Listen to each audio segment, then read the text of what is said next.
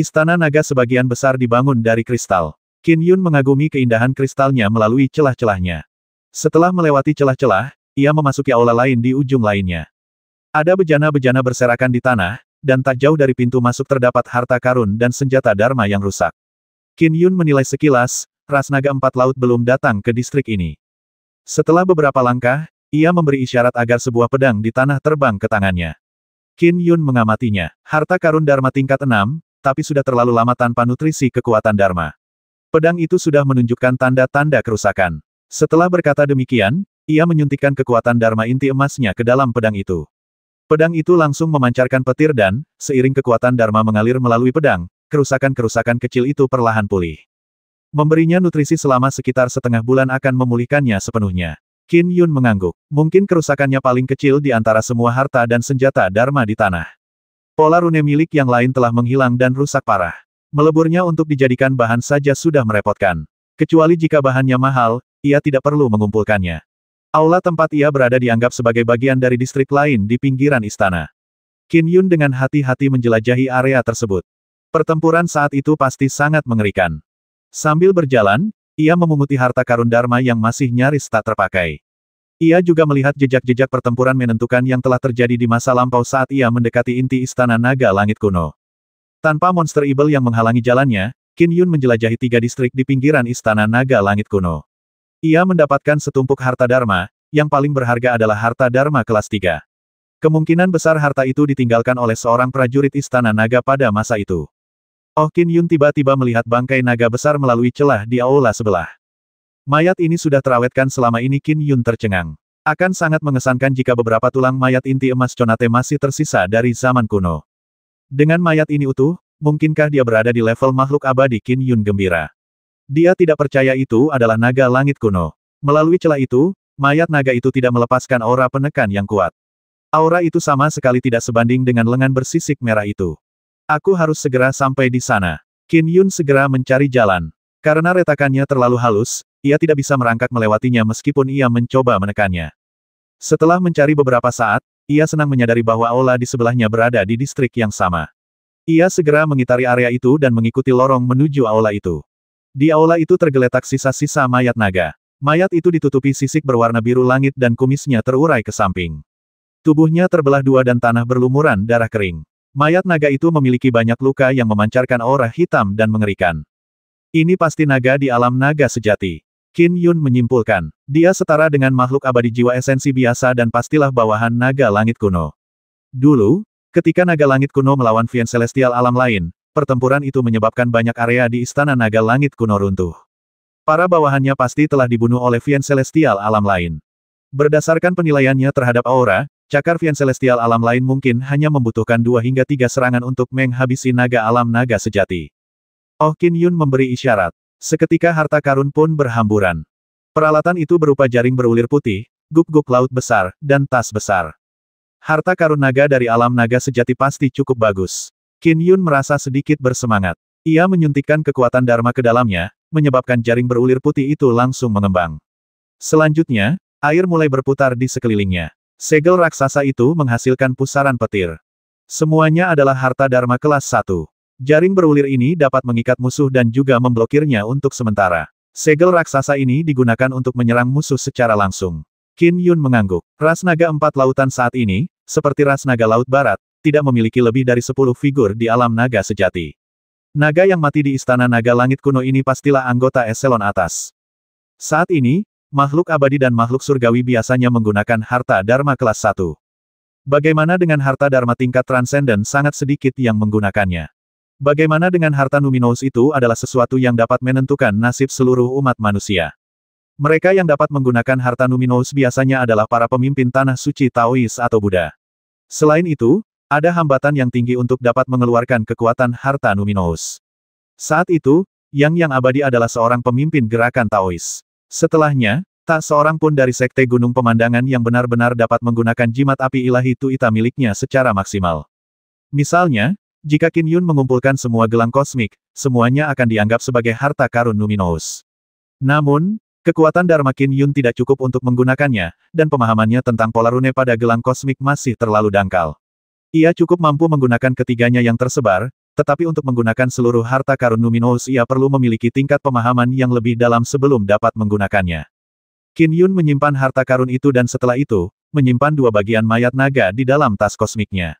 Dengan mayat besar kedua ini, Yi Yun bersyukur bahwa tas kosmik pedang Penatua lebih besar daripada tas kosmik naga di alam naga sejati. Waktunya pergi ke tempat lain untuk melihat-lihat. Setelah menuai hasil panen yang melimpah, suasana hati Qin Yun sedang sangat baik. Ia terus berjalan. Sebelumnya, pinggiran kompleks istana sebagian besar masih utuh, tetapi semakin dalam ia melangkah, semakin banyak kerusakan yang ia temukan. Tempat ini benar-benar terisolasi oleh formasi Arai. Aku tidak bisa masuk. Qin Yun mencari sepanjang jalan dan akhirnya menemukan cacat pada formasi Arai itu. Sudah kuduga, mustahil sebuah formasi Arai bisa berada dalam kondisi sempurna setelah berjalan begitu lama. Pasti ada cacatnya, kata Qin Yun sambil mencoba masuk. Berhenti, sebuah suara menggelegar, suara mendesing. Seorang prajurit kekar muncul tiba-tiba. Tingginya sedikit lebih dari 3 meter dan berbalut baju besi emas. Ia memegang palu emas di masing-masing tangan sambil menatap Qin Yun. Manusia kuat berjerawat kuning. Qin Yun terkejut. Aku jenderal penjaga Istana Naga. Prajurit bertubuh gempal itu menunjuk Qin Yun dan berteriak, bagian dalam Istana Naga adalah tempat tinggal Raja Naga dan anak-anaknya. Kau dilarang menerobos masuk. Qin Yun tercerahkan saat ia mengangguk sambil tersenyum. Sepertinya ini distrik bagian dalam Istana Naga. Tapi, Jenderal Pelindung, Raja Naga, dan anak-anaknya sudah lama pergi, kan? Jenderal penjaga sedikit terkejut, tetapi ia mengangguk. Ya, mereka semua mati. Tapi aku yang bertanggung jawab mengawasi di sini. Tentu saja, aku akan mengawasi selamanya. Qin Yun menjadi tidak berdaya. Entitas seperti manusia kuat bercadar kuning bukanlah makhluk hidup sungguhan. Mereka sangat setia, bahkan setelah kematian tuan mereka, mereka akan tetap mematuhi perintah yang diberikan kepada mereka. Kalau begitu, biarkan aku melihat seberapa kuat dirimu. Qin Yun melambaikan tangannya saat pedang 7 pembunuh yang berwarna abu-abu dan kabur melesat keluar dalam bentuk sinar pedang yang menyerupai naga yang sedang berenang. Berani sekali, teriak jenderal penjaga, ledakan. Seketika, sebuah sambaran petir menyambar dari langit dan berkumpul di atas tubuh jenderal penjaga. Kekuatannya meningkat pesat saat ia mengacungkan palu emas di tangannya. Dengan suara boom, ia menghancurkan sinar pedang hingga berkeping-keping. Pedang 7 pembunuh terlempar kembali sebelum dengan cepat kembali ke sisi Qin Yun. Pergi. Jenderal penjaga melemparkan salah satu palu emasnya. Dengan kilatan petir, palu emas itu melesat ke arah Qin Yun. Qin Yun mundur dengan cepat saat pedang terbang intrinsiknya terbang keluar, segera membentuk kilatan pedang siklik untuk memblokirnya. Bam! Terdengar ledakan keras. Kilatan pedang siklik terdistorsi dan bergetar tetapi Qin Yun telah mengarahkan pedang 7 pembunuhan untuk membentuk lapisan kilatan pedang siklik kedua. Syukurlah, tidak retak. Qin Yun khawatir. Tapi pukulan itu lebih kuat dari gabungan serangan 600 lebih Monster Evil. Manusia, kau punya trik menarik. Terima seranganku lagi. Jenderal penjaga tiba-tiba melemparkan palu emas lainnya. Palu itu menghantam kilatan pedang siklik dengan sambaran petir, langsung menghancurkannya. Dan saat itu, Qin Yun sudah terbang jauh. Dengan pikiran, ia segera memanggil pedang terbang intrinsiknya untuk kembali. Dia kabur cukup cepat. Jenderal penjaga berhenti dan menatap Qin Yun yang melarikan diri.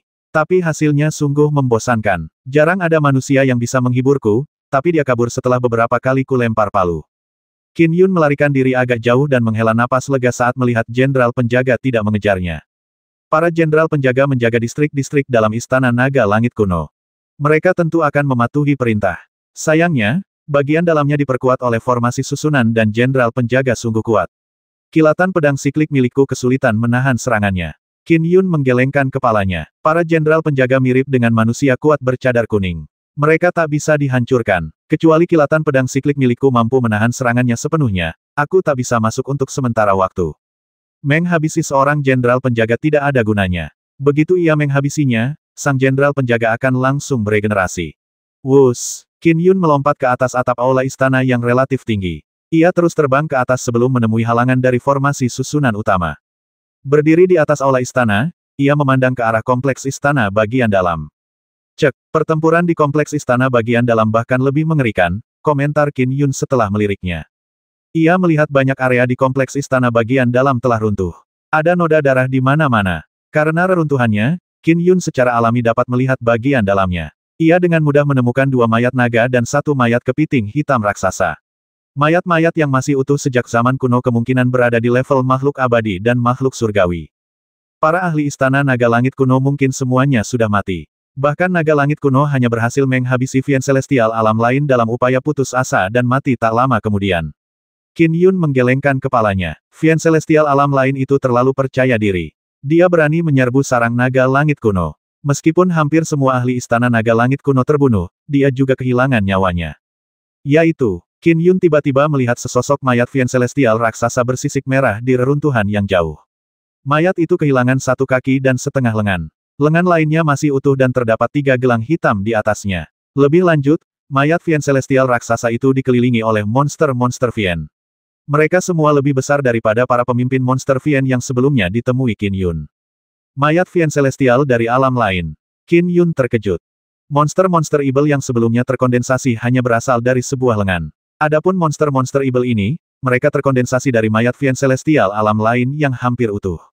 Monster-monster evil biasa ini tampaknya bahkan lebih kuat. Qin Yun tersentak kaget. Dia mempelajari daerah itu dengan cermat. Bagian dalam kompleks istana sangat luas. Banyak istana yang sangat tinggi, tetapi untungnya, banyak yang runtuh akibat pertempuran. Hal ini memungkinkan Qin Yun untuk melihat berbagai area melalui celah-celahnya. Setelah mengamati area tersebut dengan saksama, ia menemukan 5 bangkai naga, 1 bangkai kepiting raksasa, dan 1 bangkai ikan raksasa. Kemungkinan besar bangkai-bangkai itu berada di tingkat abadi atau Vien Celestial. Tentu saja, entitas yang paling kuat adalah bangkai Vien Celestial dari alam lain. Meskipun jaraknya puluhan kilometer, dao jahat dan mengerikan yang terkandung dalam bangkai itu membuat Qin Yun merasa tertekan. Qin Yun menyusuri istana naga langit kuno dengan hati-hati dan, termasuk distrik yang pertama kali ia temukan, ia menemukan 8 distrik lain di pinggiran istana naga langit kuno. Sebagai perbandingan, area yang dikunjungi Qin Yun hanyalah sebagian kecil dari pinggiran kompleks istana yang membentang lebih dari 500 km. Bagaimana dengan bagian dalam kompleks istana dia tidak bisa masuk untuk sementara waktu. Kompleks itu terisolasi oleh formasi barisan dan ada seorang jenderal pengawal yang menjaga pintu masuk. Memercikkan, seberkas sinar melesat keluar dari permukaan laut dan melesat cepat melintasi cakrawala saat menuju ke timur. Aku telah mendapatkan kristal darah naga langit. Sekarang aku bisa menceritakan kejadian bertahun-tahun yang lalu kepada Xiao Xiao. Qin Yun sangat gembira. Ia telah menyembunyikan masalah ini dari istrinya selama beberapa tahun terakhir. Lagi pula, ia tidak yakin bisa mendapatkan kristal darah naga langit sampai sekarang. Malam tiba, di sebuah taman di Qin Manor. Yi Xiao terus menggambar jimat dengan tenang, sambil duduk di depan meja dengan lampu di atasnya. Seseorang harus tenang dan kalem saat menggambar jimat. Ini karena setiap goresan mengandung keajaiban langit dan bumi. Ada pepatah, tidak mengetahui kunci menggambar jimat akan mengundang ejekan para dewa dan hantu, mengetahui kunci menggambar jimat akan menanamkan rasa takut pada para dewa dan hantu. Pada tahap Yi Xiao memahami implikasi dao surgawi, ia memahami makna di balik setiap goresan. Ia bahkan bisa memodifikasi jimat dao. Ada banyak jimat yang dibuat oleh para ahli di berbagai era. Misalnya, Dharma Petir Terbaik, Dharma Petir Cakrawala Ilahi, diciptakan oleh guru leluhur Sang. So, Qin Yun kembali dari Laut Barat dan mendarat diam-diam di taman. Ia berdiri di samping meja dan memperhatikan Yi Xiao menggambar. Ya, Qin Yun mengangguk sambil memperhatikan dari samping. Jalan kultivasinya mengarah ke tujuan yang sama melalui jalan yang berbeda. Ia telah lama mencapai alam tertinggi dan tentu saja dapat merasakan bahwa teknik menggambar jimat Yi Xiao sedang mendekati puncak kesempurnaan. Fiuh, Yi Xiao menghela napas lega sambil menatap jimat dao di depannya dengan puas. Setelah itu, ia seolah menyadari sesuatu dan menoleh ke samping. Ia tak kuasa menahan diri untuk berseru, "Saudara Yun, kau benar-benar membuatku takut. Kau berdiri diam di sana tanpa sepengetahuanku." Meskipun Qin Manor dipenuhi formasi susunan, Qin Yun memegang kendali atas formasi tersebut, jadi dia bisa masuk dan keluar secara alami tanpa menimbulkan keributan. "Waktu aku pergi pagi tadi, bukankah aku membuatmu menyia-nyiakan satu jimat dao? Aku hanya berhati-hati saat kembali." "Xiao Xiao, kau mungkin akan marah besar kalau aku membuatmu menyia-nyiakan jimat dao lagi," jelas Qin Yun. "Setidaknya kamu bijaksana." Yi Xiao tersenyum lalu berteriak, "Yuzu, siapkan beberapa hidangan. Aku akan makan bersama Tuan." "Baik, Nyonya." Seorang pelayan yang telah menunggu di luar taman segera menjawab. Keluarga Qin kini menjadi klan keluarga yang terkenal di seluruh dunia. Pemilik keluarga Qin tentu saja Qin Yun, dengan Yi Xiao terkadang muncul mewakilinya. Lagi pula, pihak-pihak yang membutuhkan kehadiran Qin Yun dan Yi Xiao biasanya adalah Sekte Gunung Pemandangan, Pemerintahan Kekaisaran, Tanah Suci Tao dan Buddha, Ras Naga, atau faksi-faksi penting lainnya. Orang tua Qin Yun adalah manusia fana yang belum mengetuk gerbang keabadian, sehingga mereka tidak mampu menangani beberapa hal. Di istana, Qin Yun dipanggil sebagai Tuan, sementara Qin Liehu dan istrinya dipanggil sebagai Tuan Tua dan Nyonya Tua. Ibunya, Changlan, sudah berusia 55 tahun, dan ayahnya, Qin Liehu, sudah berusia lebih dari 60 tahun. Setelah ia memberi instruksi untuk menyiapkan hidangan, Yi Xiao bertanya, Kakak Yun, kamu berangkat pagi-pagi sekali dan baru kembali setelah hari gelap. Apa yang membuatmu begitu sibuk? Ini sesuatu yang penting. Dengarkan baik-baik apa yang ingin kukatakan, kata Qin Yun. Kau berhadapan dengan setan jahat, tebak Yi Xiao. Dengarkan saja apa yang ingin kukatakan, jawab Qin Yun. Baiklah, aku akan mendengarkan. Silakan. Yi Xiao merasa tak berdaya. Kenapa kau membuatku terus menebak-nebak? Baru kemudian Qin Yun berkata, tahukah kamu bahwa anggota ras naga berdarah murni dilarang menikahi anggota ras lain? Aku tahu. Setiap naga darah murni dapat mencapai ranah inti emas Konate. Mereka menikmati status yang sangat tinggi bahkan sebagai anak naga. Darah campuran tidak akan mampu memanfaatkan kekuatan alami itu. Mereka tidak akan dikenali oleh ras naga empat lautan. Yi Xiao mengangguk. Misalnya, di empat lautan dan berbagai danau serta sungai, ada berbagai macam naga yang memiliki garis keturunan ras naga, tetapi mereka tidak dianggap sebagai naga sejati. Qin Yun mengangguk. Ras naga Laut Barat punya seorang wanita naga. Namanya Ao Sue. Ao Sue. Ketika Yi Xiao mendengar nama itu, hatinya bergetar tanpa alasan yang jelas. Ao Sue ini pernah pergi ke darat dan masuk ke dunia manusia.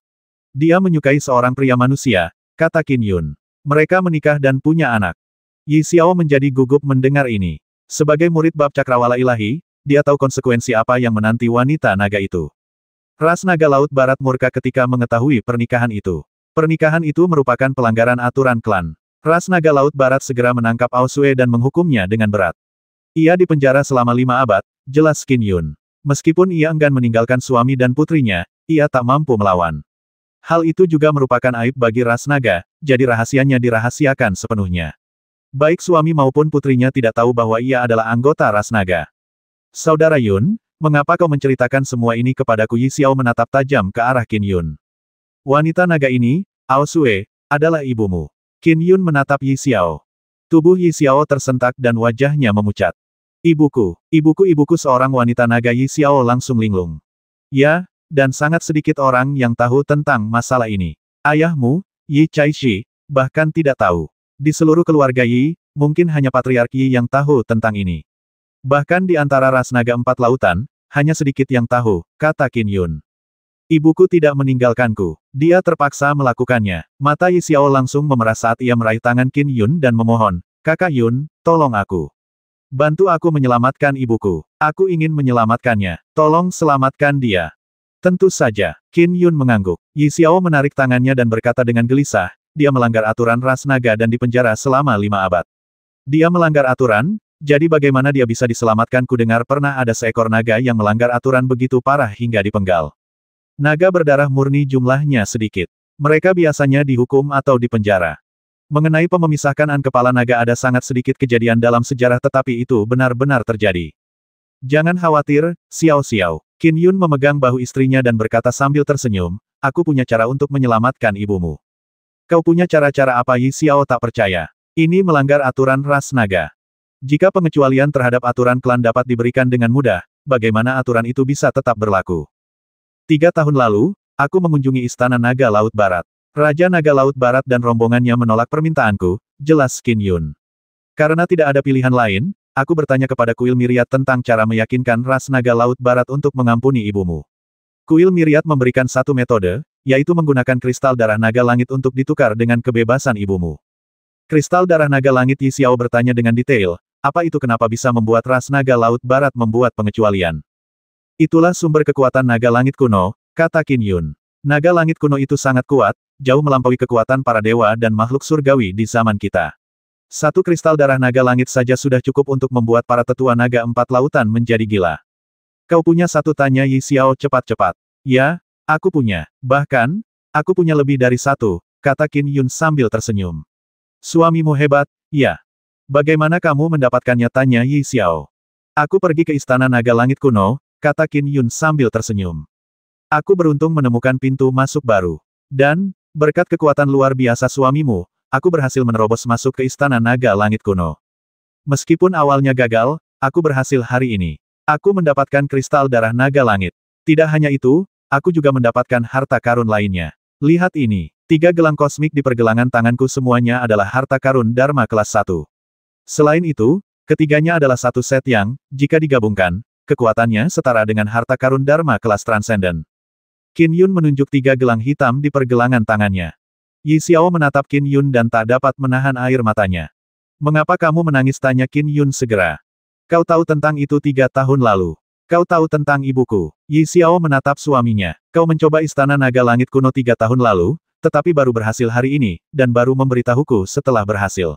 Itulah istana naga langit kuno. Namun, kau mempertaruhkan nyawamu tanpa memberitahuku sepatah kata pun.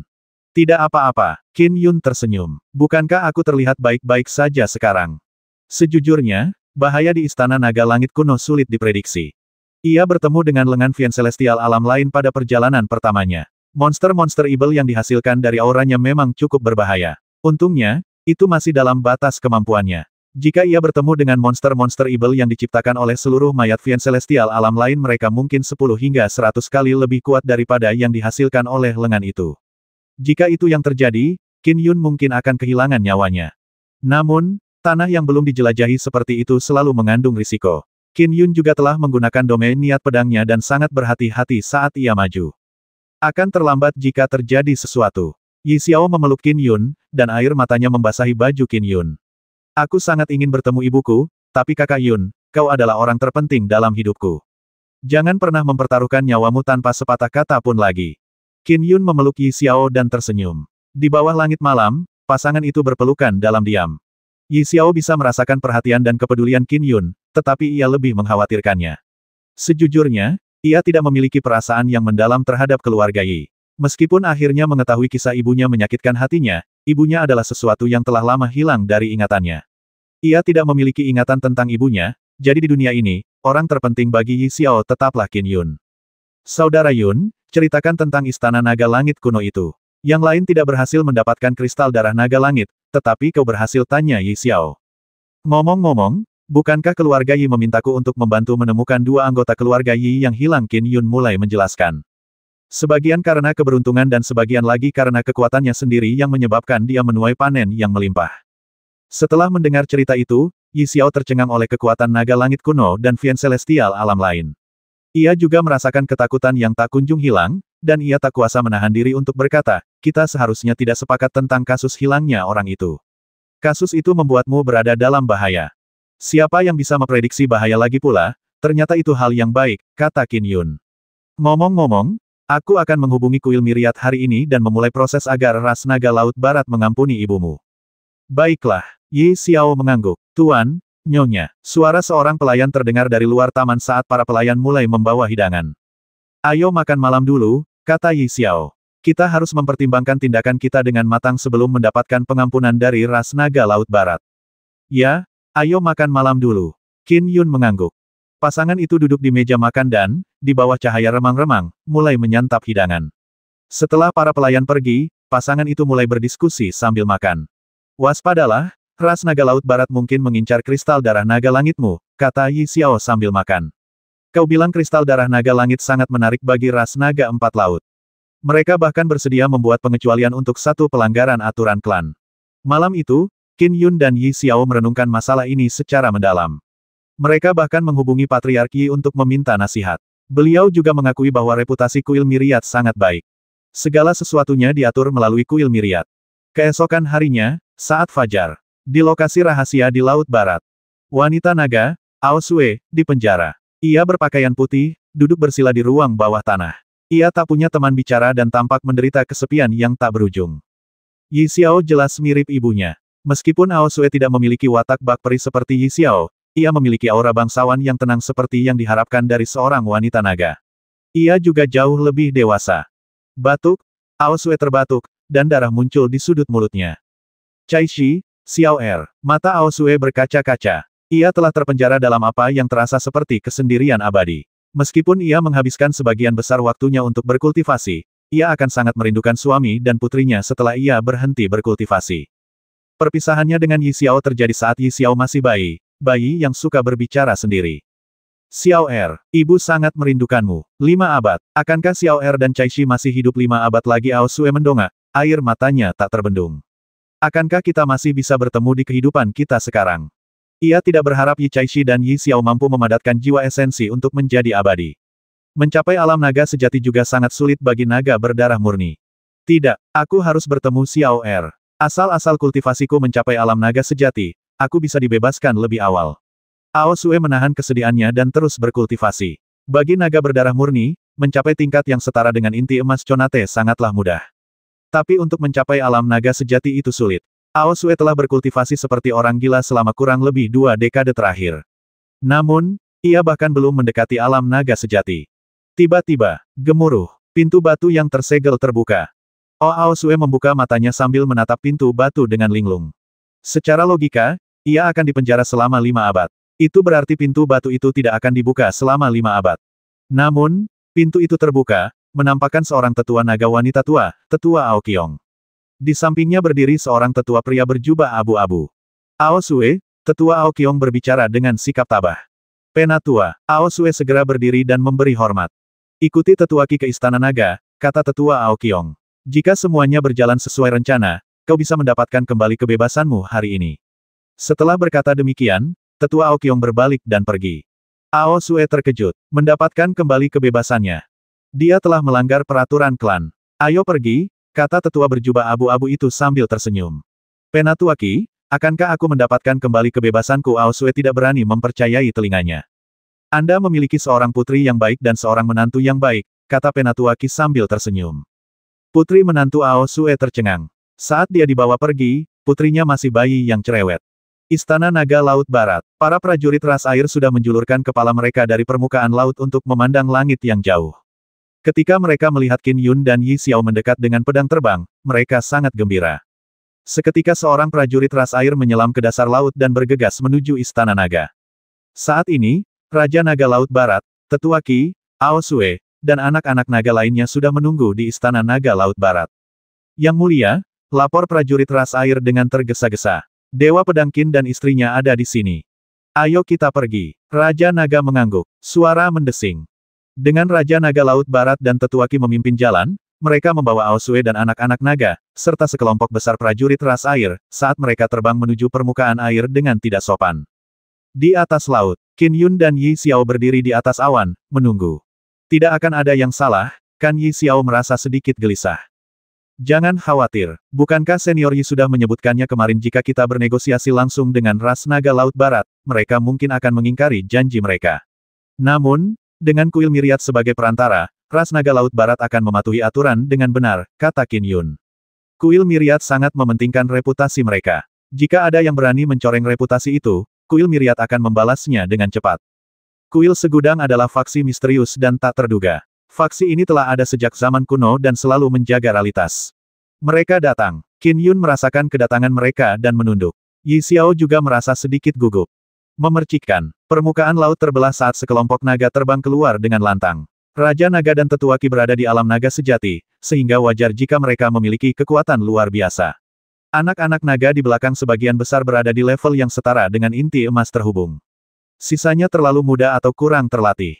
Mereka hanya perlu meluangkan sedikit waktu lagi dan mereka pasti akan mencapai level yang setara dengan inti emas terhubung. Salam, Yang Mulia dan Tetua Qi. Qin Yun membungkuk. Di sampingnya, Yi Xiao juga membungkuk. Saat itu, Ao Sue sedang menatap Yi Xiao. Matanya merah dan ia terus menatap. Dia membandingkannya dengan bayi dalam ingatannya, juga dengan Yi Caishi dan dirinya sendiri.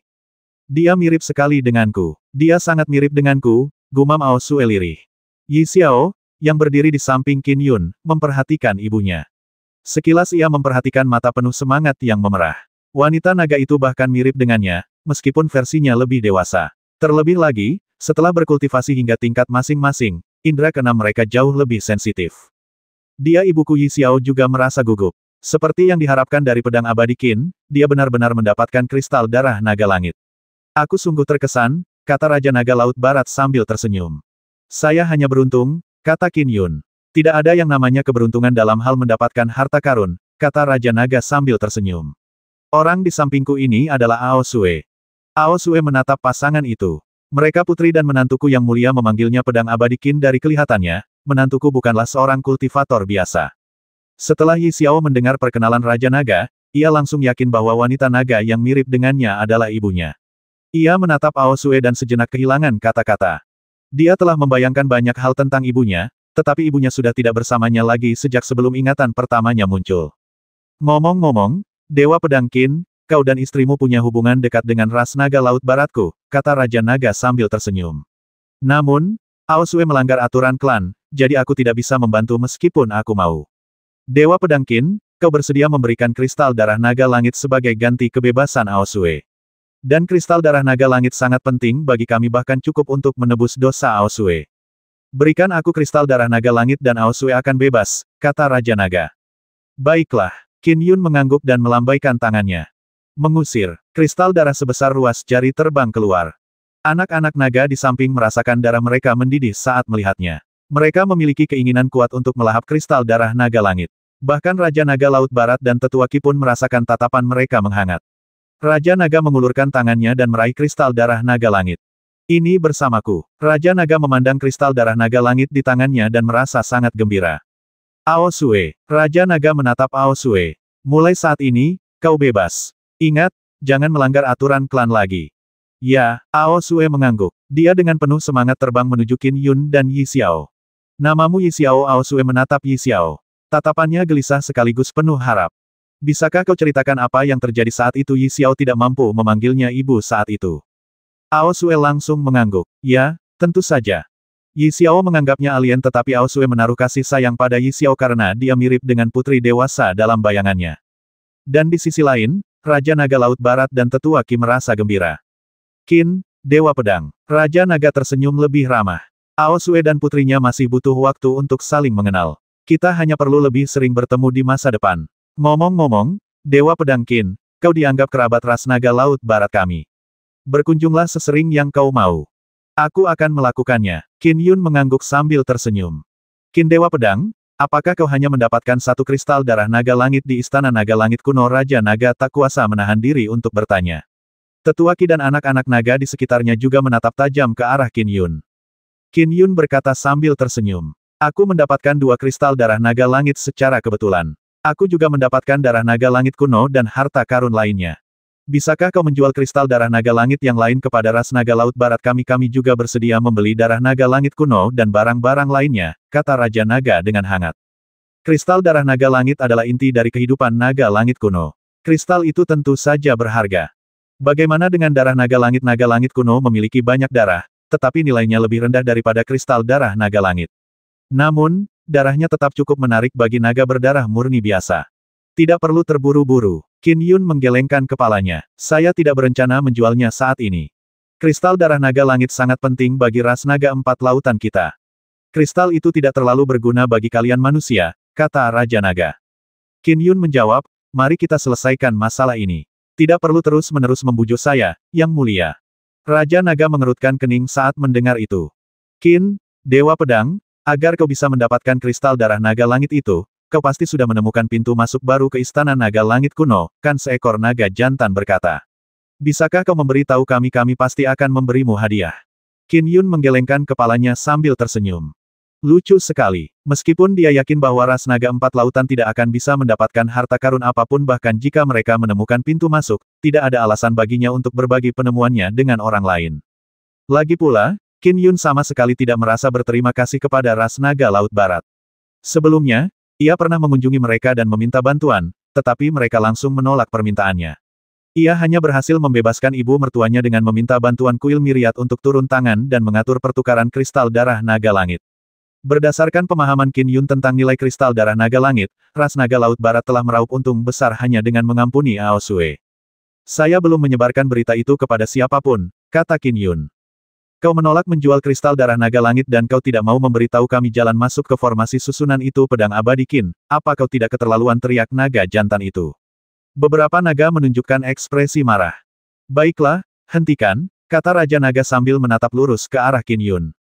Qin Yun berkata sambil tersenyum, Pangeran Naga ini, bolehkah aku tahu namamu? Nada bicaramu agak tajam. Aku, Qin Yun, telah berkelana ke seluruh dunia dan tak seorang pun berani memaksaku. Bagaimana mungkin rahasia seperti itu diceritakan kepada sembarang orang? Sindir Yi Xiao. Ao Sue terdiam. Bagaimana mungkin ia tidak merasa kesal setelah dipenjara bertahun-tahun? Lagi pula, ia lebih peduli dengan pikiran putrinya. Ini pertama kalinya mereka bertemu dan ia tidak ingin meredam perasaan putrinya terhadapnya. Rahasia, naga jantan itu berteriak, Qin Yun, ras naga Laut Barat kami telah memperlakukanmu dengan baik. Kau ingin membebaskan Ao Sue dan ras naga Laut Barat kami memberikan Ao Sue kebebasannya tanpa sepatah kata pun. Namun, kau malah membuat berbagai macam alasan ketika kami meminta bantuanmu.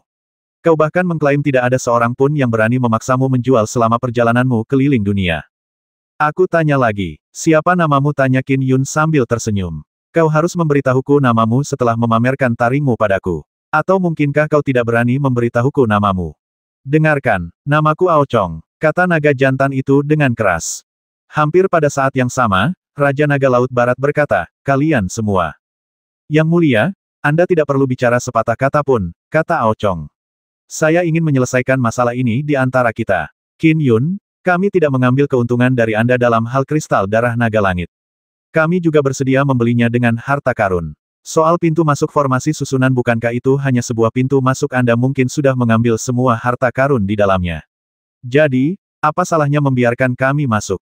Maksudmu aku harus menjual kristal darah naga langit kepadamu karena kau bersedia membayar dengan harta karun jika aku meminta harta karun Numinous? Maukah kau memberikannya? Tanya Qin Yun. Berani sekali kau menyebutkan hargamu. Harta karun Numinous? Ao Chong melotot padanya. Benar, kalau mahal, kamu tidak setuju. Barang itu milikku, jadi wajar saja kalau aku yang memutuskan mau menjualnya atau tidak, kata Qin Yun. Soal pintu masuk formasi RI, aku menemukan pintu masuk itu secara kebetulan. Kenapa aku harus memberitahumu? Qin Yun mengamati sekelompok naga. Dia dapat merasakan bahwa mereka tahu bahwa setelah tongkat tidak berhasil terhadap naga Laut Barat, mereka langsung menggunakan pendekatan wortel. Seperti yang dikatakan Patriark Yi, ras naga empat lautan mendambakan kristal darah naga langit. Jika bukan karena kuil Myriad sebagai perantara, ras naga Laut Barat mungkin akan tiba-tiba menaikkan persyaratan. Namun, dengan keterlibatan kuil Myriad, mereka terpaksa mematuhi perjanjian tersebut. Soal pembebasan ibu mertuaku, kata Qin Yun sambil menggelengkan kepala. Itu tidak ada hubungannya denganmu, ras naga Laut Barat. Kaulah yang memenjarakannya. Demi menyelamatkannya, aku membuat perjanjian dengan kuil Myriad. Aku membayar kristal darah naga langit sebagai ganti kebebasannya. Itu transaksi biasa untuk kuil Myriad. Apa hakmu untuk mengatakan bahwa kau memperlakukanku dengan baik?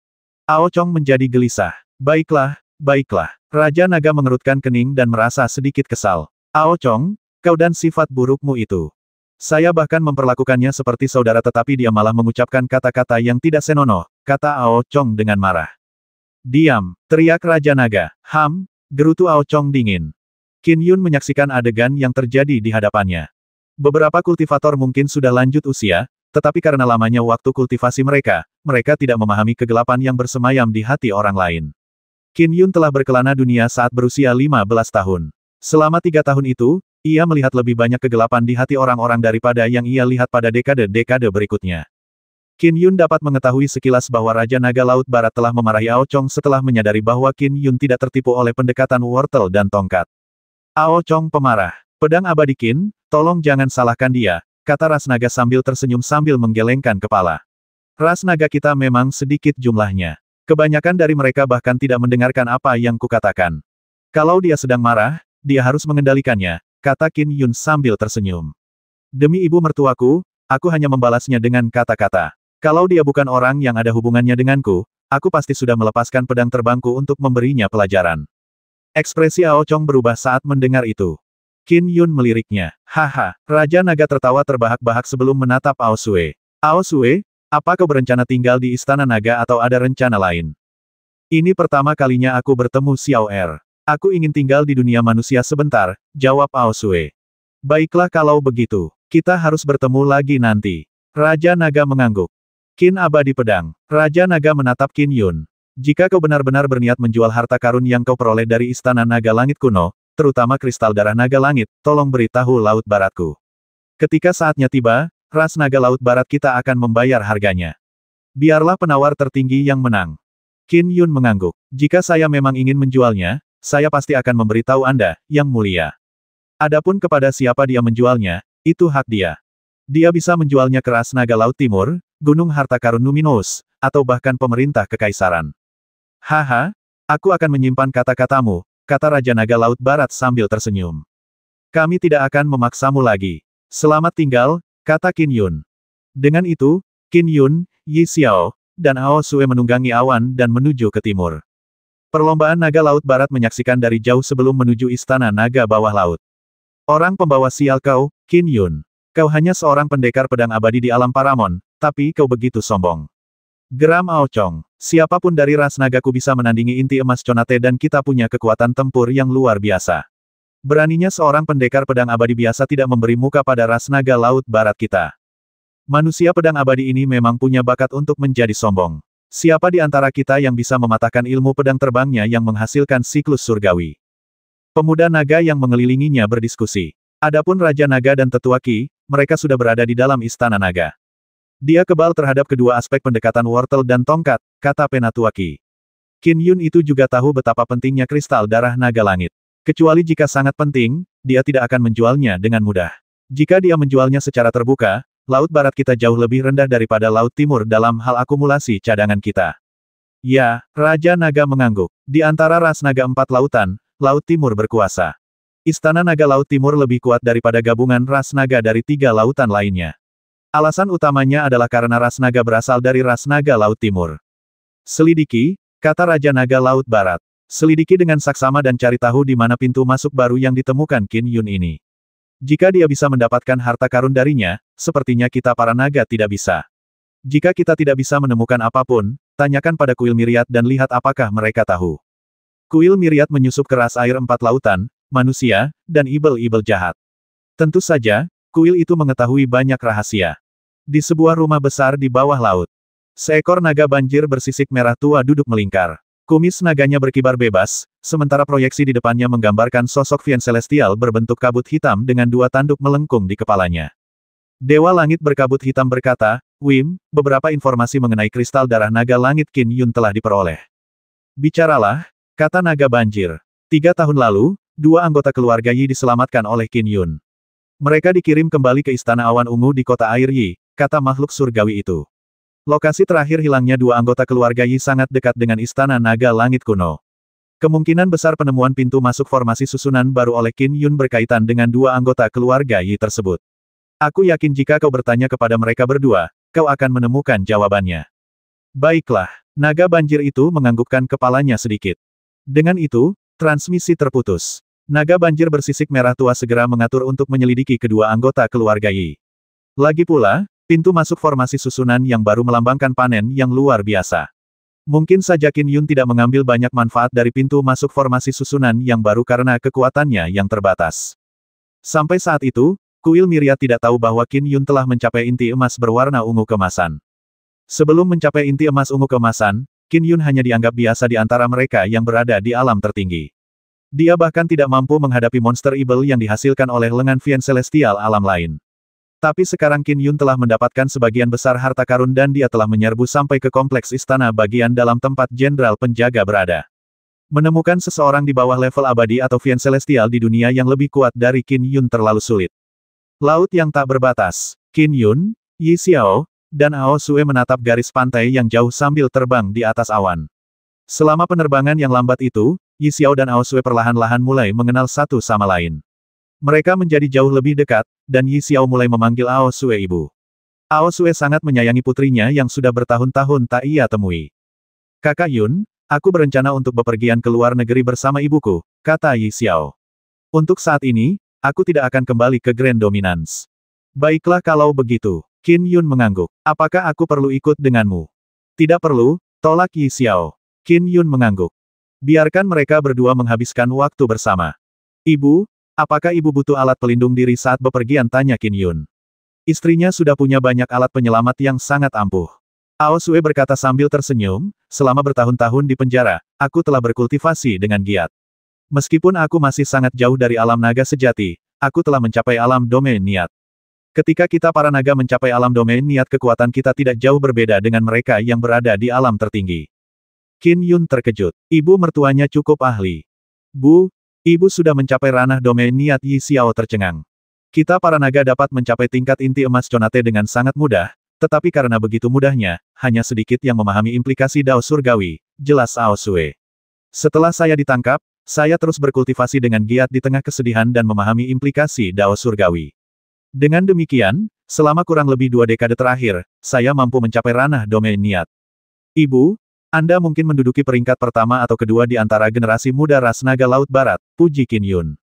Saya mungkin nyaris tidak bisa masuk 3 besar, kata Ao Sue. Qin Yun mengangguk. Ras naga tidak kalah dengan strain mutan seperti naga buaya. Naga di tingkat domain niat memang bisa menandingi alam Paramon dalam pertempuran. Dengan mereka yang lebih mahir bertarung di bawah air, hal ini memungkinkan ras naga 4 lautan untuk menguasai 4 lautan. Qin Yun, aku punya banyak tempat yang ingin kukunjungi. Nanti, aku akan pergi ke Grand Dominance bersama Xiao Er, kata Ao Sue. Tidak apa-apa, silakan pergi. Aku bisa menemukan Xiao Xiao kapan saja, kata Qin Yun segera. Yi Xiao tersenyum. Bu, ayo pergi. Seni transformasi sinar milik kakak Yun bisa kuterima dengan mudah dalam 2 jam kalau dia mau bertemu denganku. Ao Sue mengangguk sambil tersenyum. Dia sangat gembira melihat hubungan yang erat antara putrinya dan menantunya. Dengan itu, Ao Sue dan Yi Xiao menunggangi awan dan menuju prefektur Kunlun. Qin Yun memperhatikan mereka pergi sebelum berbalik terbang menuju prefektur Jiang. Prefektur Kunlun, sebuah danau tanpa nama. Ao Sue dan Yi Xiao berjalan berdampingan. Caishi dan aku dulu tinggal di sini. Ao Sue menunjuk ke gubuk jerami yang sudah runtuh. Disinilah juga tempatmu dilahirkan. Kami bertiga selalu bersama, tak diganggu siapapun. Rasanya seperti surga di dunia lain. Aku pernah berpikir, jika ras naga bisa mengetahui pernikahanku sedikit lebih lambat, dan mengizinkanku menghabiskan beberapa dekade bersama kalian berdua, itu akan sepadan meskipun aku di penjara. Namun, hari itu datang terlalu cepat. Kau masih muda ketika ras naga menemukan kita. Ao Sue menggelengkan kepala dan mendesah. Masalah ini dirahasiakan di antara ras naga Laut Barat, tetapi mereka tetap memberitahu patriarki. Ada banyak dewa abadi di tanah suci Tao dan Buddha. Bahkan tempat-tempat seperti Gunung Magistres dan Sekte Gunung Sinik pun memilikinya. Ada juga segelintir di dunia yang dianugerahi gelar pangeran oleh pemerintah kekaisaran. Dari sudut pandang ini, itu membuktikan kekuatan patriarki. Faksi-faksi besar seperti ras Gunung Ibel Awan dan Naga Laut Barat bahkan takut pada patriarki.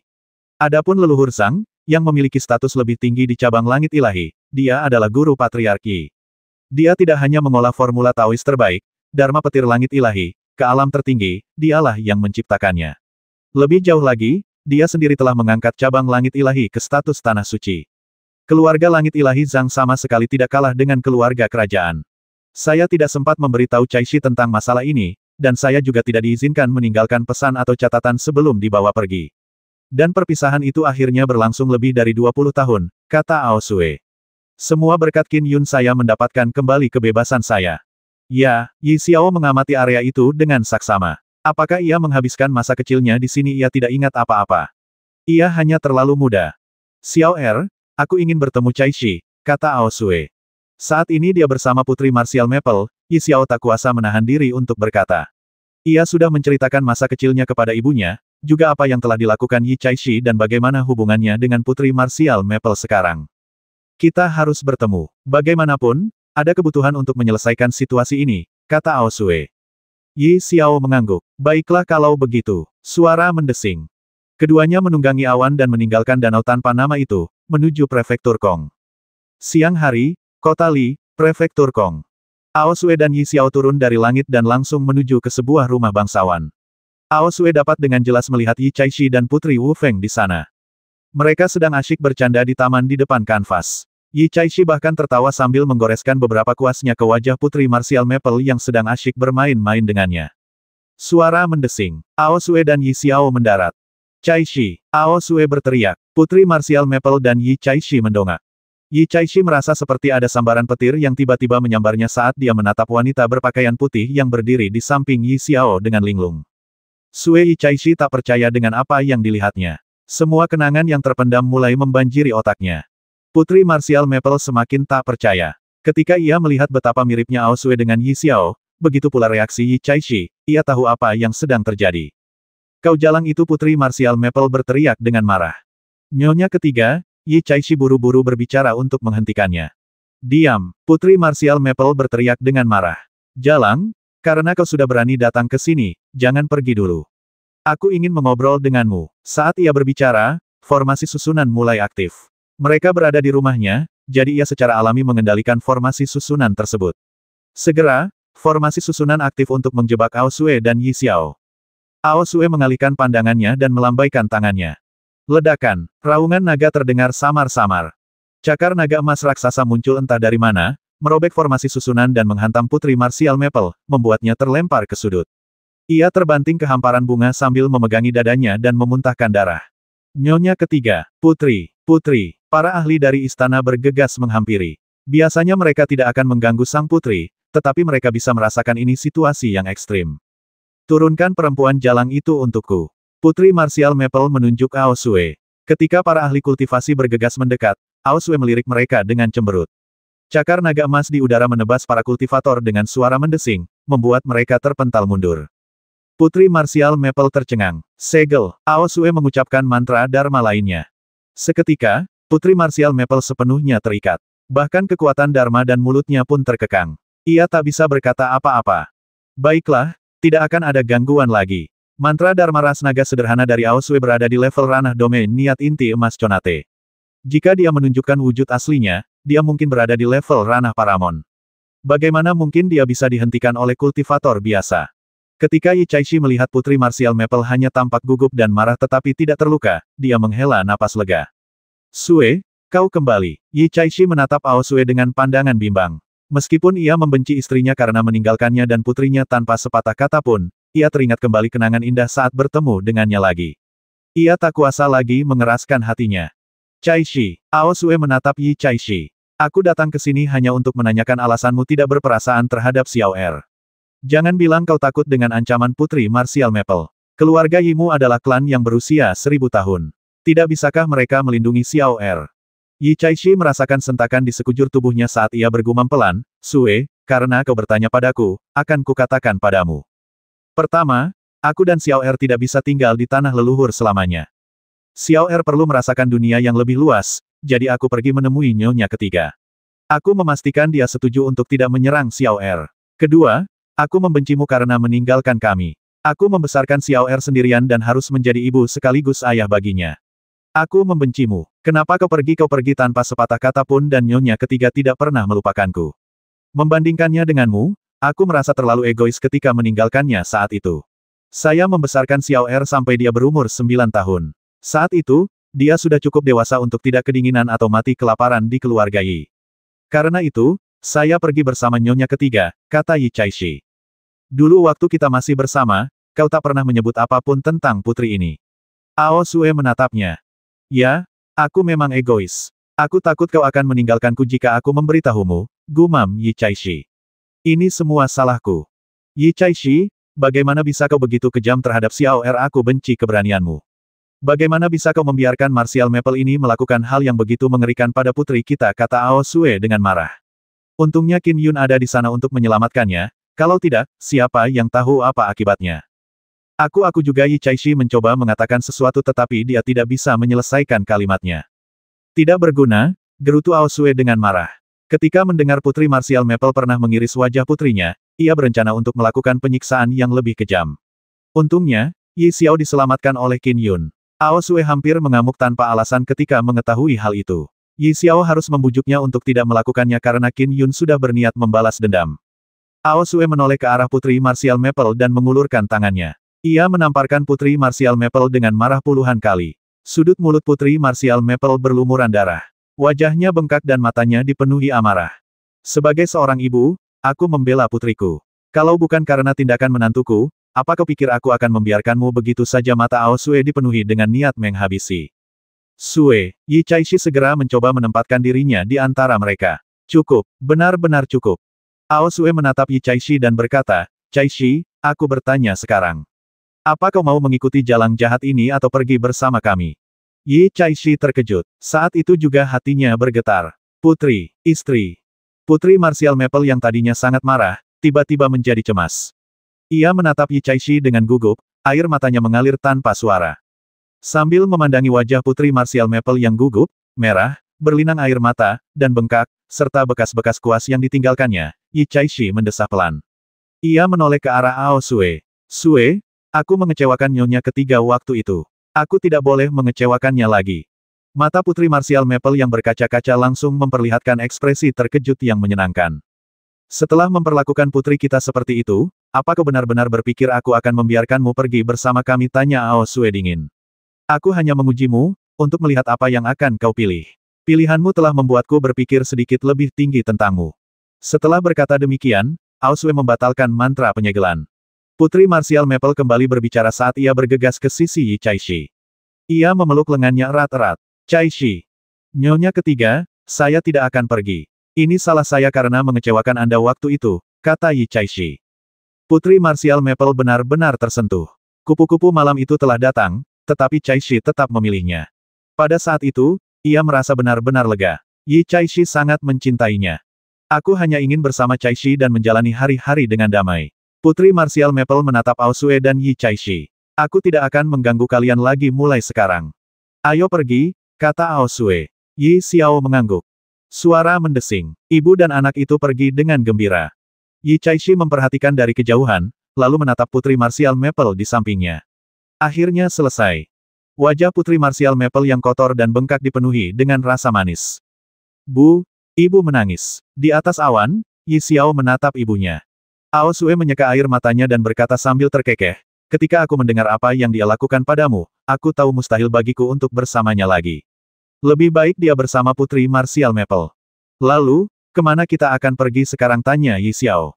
Ayo keliling dunia, berdua saja. Aosue tersenyum pada putrinya. Ia ingin menebus waktu yang telah mereka lewatkan. Ia sudah lama kecewa dengan Yi Caishi dan yang ia pedulikan hanyalah putrinya. Baiklah, ayo kita keliling dunia. Cuma kita berdua. Yi Xiao pun ikut senang. Di dominasi besar prefektur Jiang, Qin Yun sudah kembali ke rumah, tempat ia menghabiskan waktunya berkultivasi dengan tenang. Sesekali, ia mengobrol dengan Yi Xiao. Mengenai perjalanan mereka berdua, ia merasa sangat tenang karena ibu mertuanya adalah sosok yang setara dengan alam tertinggi. Penerjemah Cektalon, editor Cektalon. Prefektur Cloud, Ngarai Azure Wing. Ngarai Sayap Biru adalah bagian dari sungai terbesar di Prefektur Awan, Sungai Kabupaten Goat. Ngarai ini membentang lebih dari 200 km. Raja Ibel Sayap Biru yang terkenal, Raja Ibel Sayap Biru, up di sana. Ia mendatangkan malapetaka di wilayah sekitarnya selama lebih dari 1000 tahun. Dari sinilah Ngarai Sayap Biru mendapatkan namanya. Botol Giok, oh Botol Giok. Aku telah mengumpulkan darah dari hati anak-anak selama 10 tahun. Itu cukup untuk meningkatkan tubuh IBL-ku ke tingkat ke-19, kan di sebuah gua rahasia, Raja Ibel Sayap Biru menatap kolam darah selebar 10 kaki di tengah gua. Sebuah botol giok hijau mengapung di tengah kolam. Darah di kolam mulai surut, tetesan darah merembes ke dalam botol giok. Haha, santai, santai. Botol giok itu bergetar dan mengeluarkan suara tajam. Kapan aku pernah menyesatkanmu? Setelah aku selesai menyerap ini, aku secara alami akan memiliki kekuatan untuk membantumu meningkatkan Vien Body-mu. Dia menunggu dalam diam. Sekitar 2 jam kemudian, darah di kolam itu benar-benar kering tersedot, tidak menyisakan setetes pun. Raja Ibel Sayap Biru memberi isyarat agar botol giok itu terbang ke tangannya. Bantu aku meningkatkan tubuh IBL-ku. Tatapan mata Raja Ibel Sayap Biru tampak dingin. Baiklah, baiklah, baiklah. Aku akan membantumu sekarang. Seketika, kekuatan yang sangat murni terpancar dari dalam botol giok. Raja Ibel Sayap Biru mulai mengedarkan formula dharmanya. Kekuatan murni itu secara alami menyatu ke dalam tubuhnya dan membantu kultivasinya. Zirah berwarna biru yang terbuat dari sisik muncul di permukaan tubuh Raja Ibel Sayap Biru. Zirah itu dipenuhi dengan pola rune yang mendalam, sementara kekuatan mengerikan terus-menerus membentuk tubuhnya. 1 jam kemudian, boom, botol giok itu berhenti menyalurkan kekuatan kepada Raja Ibel Sayap Biru saat aura dahsyat menyembur keluar dari gua dari tubuhnya. Baiklah, aku lelah. Aku perlu istirahat. Jangan mencariku setidaknya setahun lagi. Suara botol giok itu terdengar lemah. Tentu saja, botol giok, selamat beristirahat. Aku akan mencarimu lagi setelah aku mengumpulkan cukup darah jantung anak-anak untuk level tubuh Ibel berikutnya. Raja Ibel Sayap Biru tersenyum dengan mata menyipit. Ia jelas sedang dalam suasana hati yang sangat baik setelah kekuatannya meningkat. Ia melambaikan tangannya dan meletakkan botol giok itu di kolam darah yang telah mengering. Kolam darah itu tenggelam dengan gemuruh di bawah tanah sebelum disegel oleh lapisan formasi susunan. Sebaiknya pastikan tidak ada yang menyentuh botol giok ini. Raja Ibel Sayap Biru menyipitkan mata kuningnya yang dipenuhi rasa takut. Aku sesekali menyentuhnya untuk memperkuat tubuh IBL-ku, tapi di luar itu, botol itu harus disegel. Aku tidak boleh membiarkan siapapun menyentuhnya karena bisa saja ia menyentuh makhluk hidup lain di dunia luar. Aku sudah lama menyiapkan bahan-bahan yang cukup untuk mempersembahkan kurban kepada Vien Celestial alam lain. Begitu tubuh IBL-ku naik ke level 20, aku bisa menjalani ritual untuk menembus level 21 secara instan. Saat itu terjadi, kekuatanku akan mengalami perubahan kualitatif. Aku akan mampu menyamai alam Paramon. Dan kemudian, aku akhirnya bisa dengan cermat menyelidiki rahasia botol giok itu. Raja Ibel sayap biru mencibir. Aku tidak bisa membiarkan botol giok beraksi di saat kritis saat aku menembus level 21. Meskipun kekuatannya meningkat pesat setelah mendapatkan botol giok, Raja Ibel sayap biru sangat takut padanya. Ia selalu waspada setiap kali menggunakannya. Yang mulia, terdengar suara dari luar, para petani sedang menyerang kita. Oh, Raja Ibel sayap biru terkejut, lalu menunjukkan ekspresi marah. Ia menyegel tanah kultivasinya dan menyerbu keluar. Tinggi di atas Azure Wingye, Yi Xiao dan Ao Sue berdiri berdampingan di udara. Mereka menatap sarang Ibel dengan ekspresi geram. Aku penasaran siapa yang berani menyerangku. Diiringi suara menggelegar, Raja Ibel sayap biru terbang keluar dari gunung dan menatap Yi Xiao dan Ao Sue. Jadi, Nyonya Qin, apakah Dewa Pedang Qin berencana menyerangku dalam upayanya membasmi kejahatan dari dunia di mana dia sekarang? Selagi dia berbicara, Raja Ibel sayap biru mengamati keadaan sekelilingnya. Dia tidak takut sama sekali. Sebagai Ibel besar di tingkat domain niat, ia mungkin sedikit takut pada Qin Yun jika mereka bertarung di dunia nyata. Namun sekarang, ia berada di sarangnya sendiri. Serangan Qin Yun akan melemah jika ia mencoba menyerang ketika begitu banyak formasi susunan membantunya. Kekuatan barunya, yang diperkuat oleh formasi susunan, membuatnya tidak takut pada Qin Yun. Kenapa suamiku harus berurusan denganmu? Tanya Yi Xiao dengan marah. Raja Ibel, kau sudah berkultivasi lebih dari 1000 tahun, tapi tetap saja kau gila. Berapa banyak anak dari daerah sekitar yang telah binasa di tanganmu? Yi Xiao dan Ao Sue telah melewati daerah itu dan mengetahui kegilaan Raja Ibel sayap biru. Dia jauh lebih mengerikan daripada Dewa Air Dominasi Agung beberapa tahun yang lalu. Raja Ibel sayap Azure tidak takut selama dia berada di sarangnya.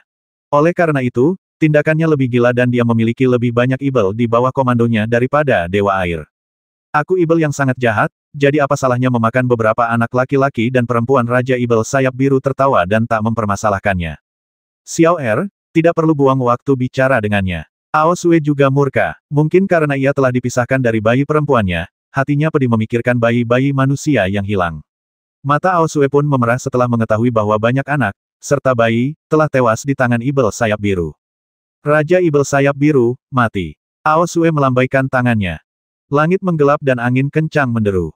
Bila-bila es tajam di dalam angin mulai menebas ke segala arah tanpa ampun. Serangan yang kejam sekali. Raja Ibel sayap biru terkejut dan segera mengaktifkan formasi susunan sarangnya. Seketika, formasi susunan itu menyelimuti pegunungan di sekitarnya. Kedua belah pihak mulai bertarung dengan sungguh-sungguh. Ao Sue telah menunjukkan wujud aslinya. Ia terbang di udara sebagai naga bersisik perak. Ia merapal mantra Dharma, mengayunkan cakarnya, atau mencambuk dengan ekornya.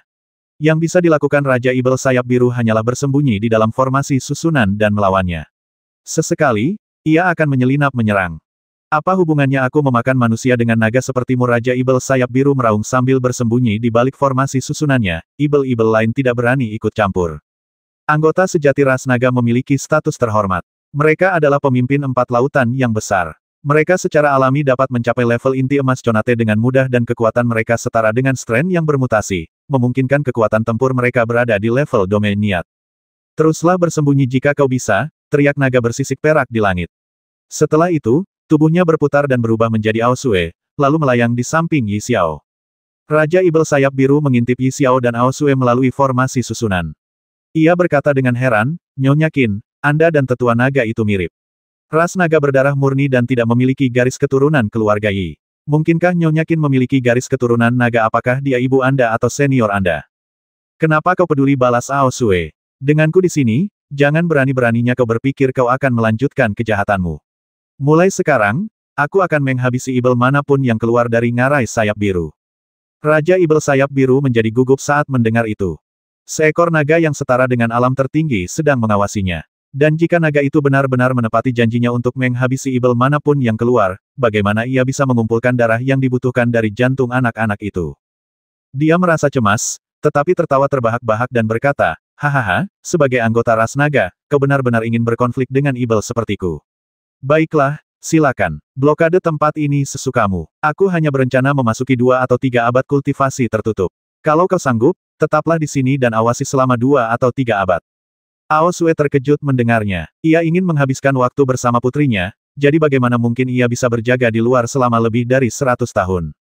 Oh, Ngomong-ngomong, Raja Ibel Sayap Biru mengamati sekelilingnya. Nyonya Qin, di mana pedang abadi Qin? Haha, kalian berdua benar-benar rela berpisah begitu lama? Hahaha. Ngomong-ngomong, aku akan mengasingkan diri sekarang. Permisi. Dengan berkata demikian, Raja Ibel Sayap Biru berbalik dan turun ke sarangnya. Dan di udara, Ao Sue dan Yi Xiao merasa agak cemas. Raja Ibel ini kuat sekali, komentar Ao Sue. Dia berada di level domain niat, sama sepertiku. Meskipun dia terlahir biasa dan jelas lebih lemah dariku dalam pertarungan, aku tak bisa berbuat apa-apa padanya saat dia bersembunyi di sarangnya. Aku akan memberitahu saudara Yun, kata Yi Xiao. Menantu tanya Ao Sue bingung. Qin Yun juga seorang pendekar pedang abadi di alam tertinggi dan seharusnya tidak jauh lebih baik dariku. Dia juga tidak akan berdaya melawan Raja Ibel ini, kan? Bu, kata Yi Xiao sambil tersenyum. Saudara Yun jauh lebih kuat dari yang ibu kira. Di dunia ini, di antara semua makhluk di bawah tingkat keabadian, hanya biksu tua dari biara Mahakasyapa dan Ibel besar dari negeri utara, makhluk yang telah melangkah ke Dao, yang kekuatannya setara dengan saudara Yun. Dia cocok dengan keberadaan yang telah melangkah ke Dao. Ao Sue tercengang. Dalam hal wilayah, Qin Yun secara alami lebih rendah. Namun, Qin Yun berada di level yang lebih tinggi dalam hal kekuatan Dharma. Kedua eksistensi yang telah melangkah ke Dao tampaknya tidak memiliki Dao yang menantang surga, sehingga kekuatan Dharma Qin Yun dapat menjembatani kesenjangan tersebut. Grand Dominance, Qin Manor, di samping danau cermin kecil. Qin Yun tengah duduk bersila di atas rumput saat dua sinar pedang bersiul di langit di atas danau di kejauhan. Oh, Qin Yun merasakan sesuatu saat ia memberi isyarat dengan tangannya. Dua sinar pedang berkelebat dan muncul di tangannya. Berdengung, sebuah proyeksi muncul dan tak lain adalah Yi Xiao dan Ao Sue. Saudara Yun, sapa Yi Xiao. Xiao, sudah 2 hari. Bagaimana turmu di prefektur Yun? Tanya Qin Yun sambil tersenyum. Saudara Yun, apakah kamu tidak berencana untuk menghadapi ibel-ibel jahat setelah mencapai inti emas berwarna ungu keemasan? Tanya Yi Xiao. Tentu saja aku punya rencana, kata Qin Yun. Aku berencana memilih ibel besar yang kuat untuk dibunuh. Namun, saat aku bertindak, kekuatanku akan terekspos. Setiap ibel di dunia akan mengetahuinya, jadi aku hanya punya satu kesempatan. Sebenarnya, Qin Yun paling ingin berhadapan dengan penguasa Pulau 9 Gunung. Namun, sebelumnya ia pernah melancarkan samsara pada penguasa Pulau 9 Gunung. Serangan itu setara dengan pedang konvergen tak terbatas dan hanya melukai penguasa Pulau 9 Gunung. Ilmu pedang terbang biasa sama sekali tidak berbahaya. Meskipun Pulau 9 Gunung hanyalah ibel jahat tingkat domain niat, wujud aslinya adalah gunung. Di antara ibel-ibel jahat yang mengepung Qin Yun, kekuatan penguasa Pulau 9 Gunung hanya di bawah 3 ibel jahat alam Paramon seperti Patriark Rossi Dragon. Dan dalam hal cara menyelamatkan nyawa, ia tidak kalah dari mereka bertiga. Jika ia bersembunyi di sarangnya, di bawah perlindungan formasi susunannya, Qin Yun hanya memiliki peluang 10 hingga 20% untuk menghabisinya. Kemungkinan gagalnya lebih tinggi. Ada ibel besar yang sangat jahat dan telah menimbulkan banyak malapetaka. Kekejamannya dikenal di seluruh dunia, kata Yi Xiao. Kurasa kau harus memilihnya. Ibel besar manakah itu? Tanya Qin Yun. Raja Ibel Sayap Biru, jawab Yi Xiao. Raja Ibel Sayap Biru. Qin Yun terkejut. Sejak kapan kekejamannya dianggap paling hebat di antara semua ibel jahat di dunia? Dia memiliki kecerdasan dan catatan yang menunjukkan bahwa Raja Ibel Sayap Biru hanyalah relatif normal di antara para ibel jahat besar. Saudara Yun, tindakan teror Raja Ibel Sayap Biru memang terkendali di masa lalu, tetapi dalam beberapa dekade terakhir, ia menjadi lebih kejam dan maniak.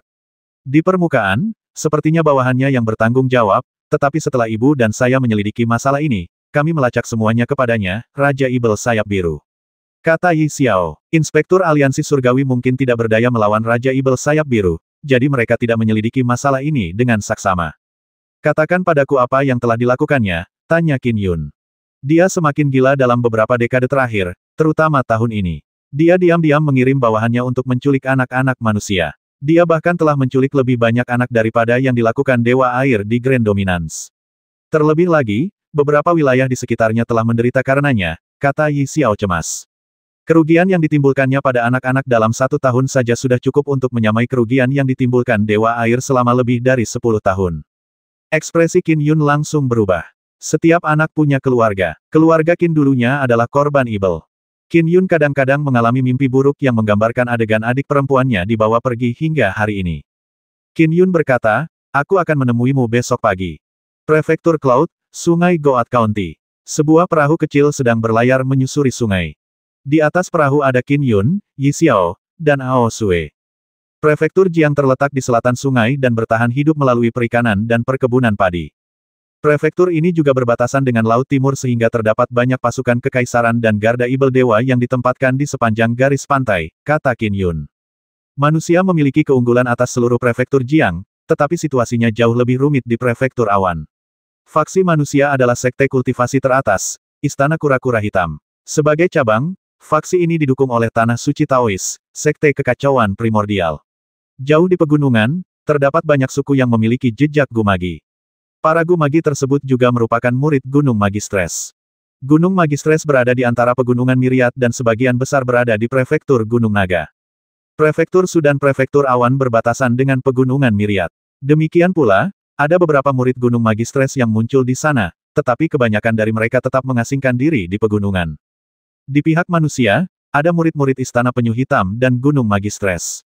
Qin Yun merasa sedih. Namun, para ibel jauh lebih kuat. Mereka memiliki sekte leluhur bur dari 9 silsilah ibel jahat, faksi ras air, 9 gua air abode, dan gunung ibel segudang yang berada di bawah istana ibel surgawi. Sekte leluhur bur, sebuah faksi dari 9 silsilah ibel jahat, telah ada sejak zaman kuno. Kediaman air 9 gua terletak di Danau 9 Gua, yang terhubung dengan danau terbesar di dunia, Danau Awan Po di prefektur Po. Namun, kediaman air 9 gua tetap bersatu. Master kediaman air 9 gua adalah eksistensi ras air kuno yang bahkan ras naga 4 lautan pun tak berani meremehkannya.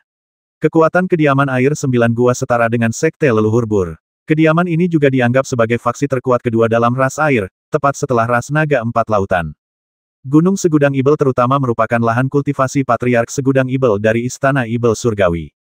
Patriark Segudang Ibel disebut sebagai Master Ibel oleh banyak Ibel di Istana Ibel Surgawi. Gunung Segudang Ibel hanyalah salah satu cabang Istana Ibel Surgawi, tetapi sama sekali tidak kalah dengan garis keturunan 9 silsilah Ibel jahat. Sedangkan Istana Ibel Surgawi tak diragukan lagi, itu adalah faksi terbaik dari semua Ibel. Manusia benar-benar menderita di prefektur Awan, tambah Yi Xiao, Ibel terlalu kuat. Ini terutama karena topografinya, jelas Qin Yun. Prefektur Awan memiliki banyak gunung dan danau.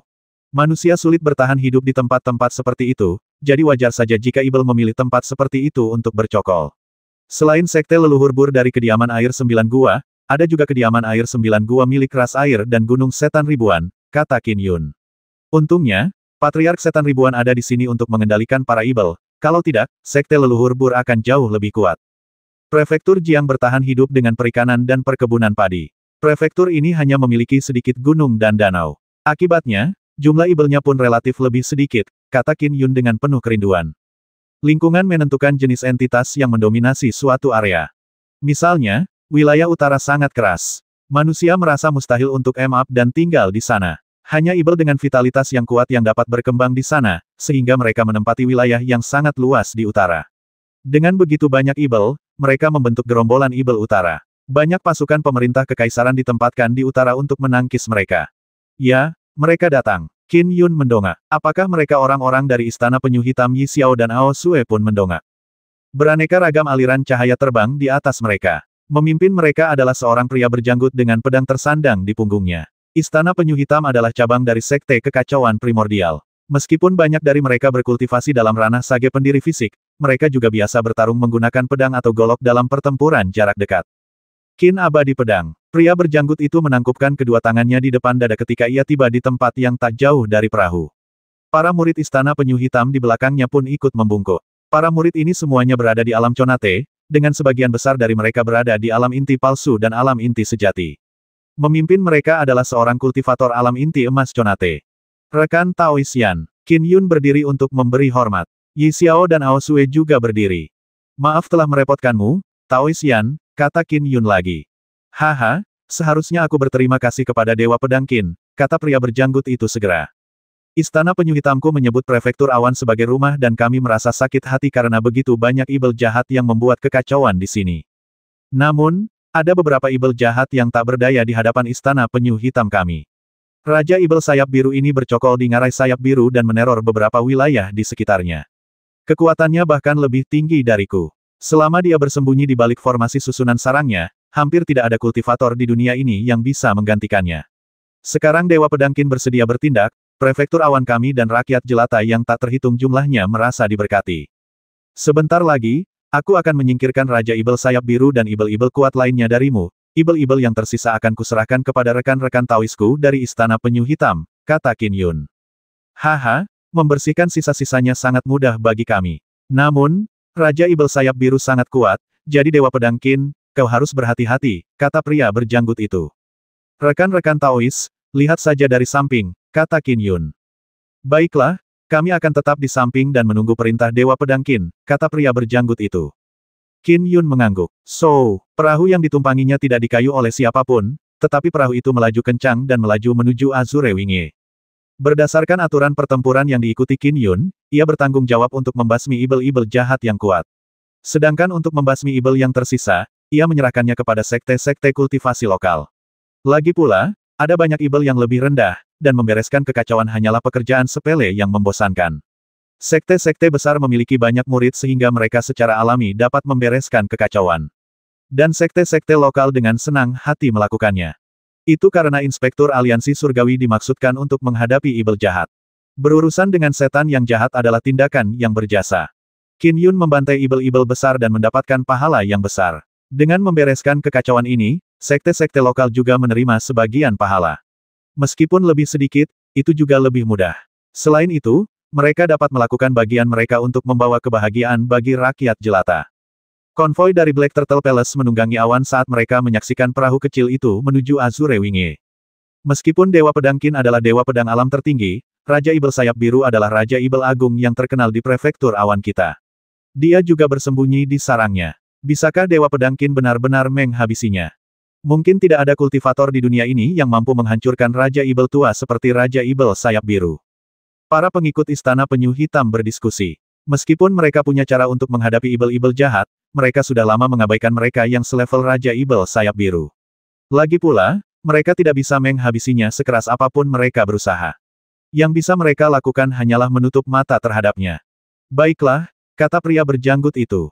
Karena Dewa Pedang Qin meminta Istana Penyu Hitam kita untuk mengawasi dari samping, dia mungkin cukup percaya diri.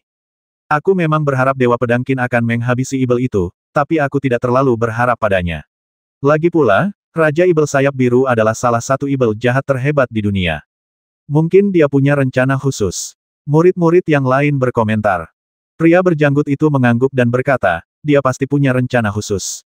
Kalau tidak, serangan langsung dari makhluk dari alam tertinggi tidak akan mampu menghabisi Raja Ibel Sayap Biru. Ayo pergi, kita harus mengikuti mereka. Suara mendesing. Kelompok pembudidaya dari Istana Penyu Hitam dengan cepat menuju ke Azure Wingye. Adapun Qin Yun, ia membawa istri dan ibu mertuanya naik ke perahu. Perahu itu adalah harta dharma dan sangat cepat. Perahu itu sudah memasuki batas-batas ngarai sayap biru. Beberapa saat kemudian, berderit, perahu itu melambat dan membiarkan air membawanya maju. Qin Yun berdiri di haluan dengan tangan di belakang punggungnya. Ia memandangi pegunungan tinggi di kedua sisi tepi sungai dan berkata sambil tersenyum, Raja Ibel Sayap Biru ini sungguh berhati-hati. Kami tidak menemui hambatan apapun sepanjang perjalanan. Sarangnya tepat di depan kami. Xiao, Ibu, lihat aku menghadapi Raja Ibel ini. Dia jelas tidak memikirkan rencana khusus apapun. Formasi susunan sarang itu dikendalikan oleh Raja Ibel sendiri, jadi mustahil untuk berbuat curang. Jika dia ingin menghabisinya, dia harus melakukannya dengan kekuatan yang luar biasa dalam serangan frontal.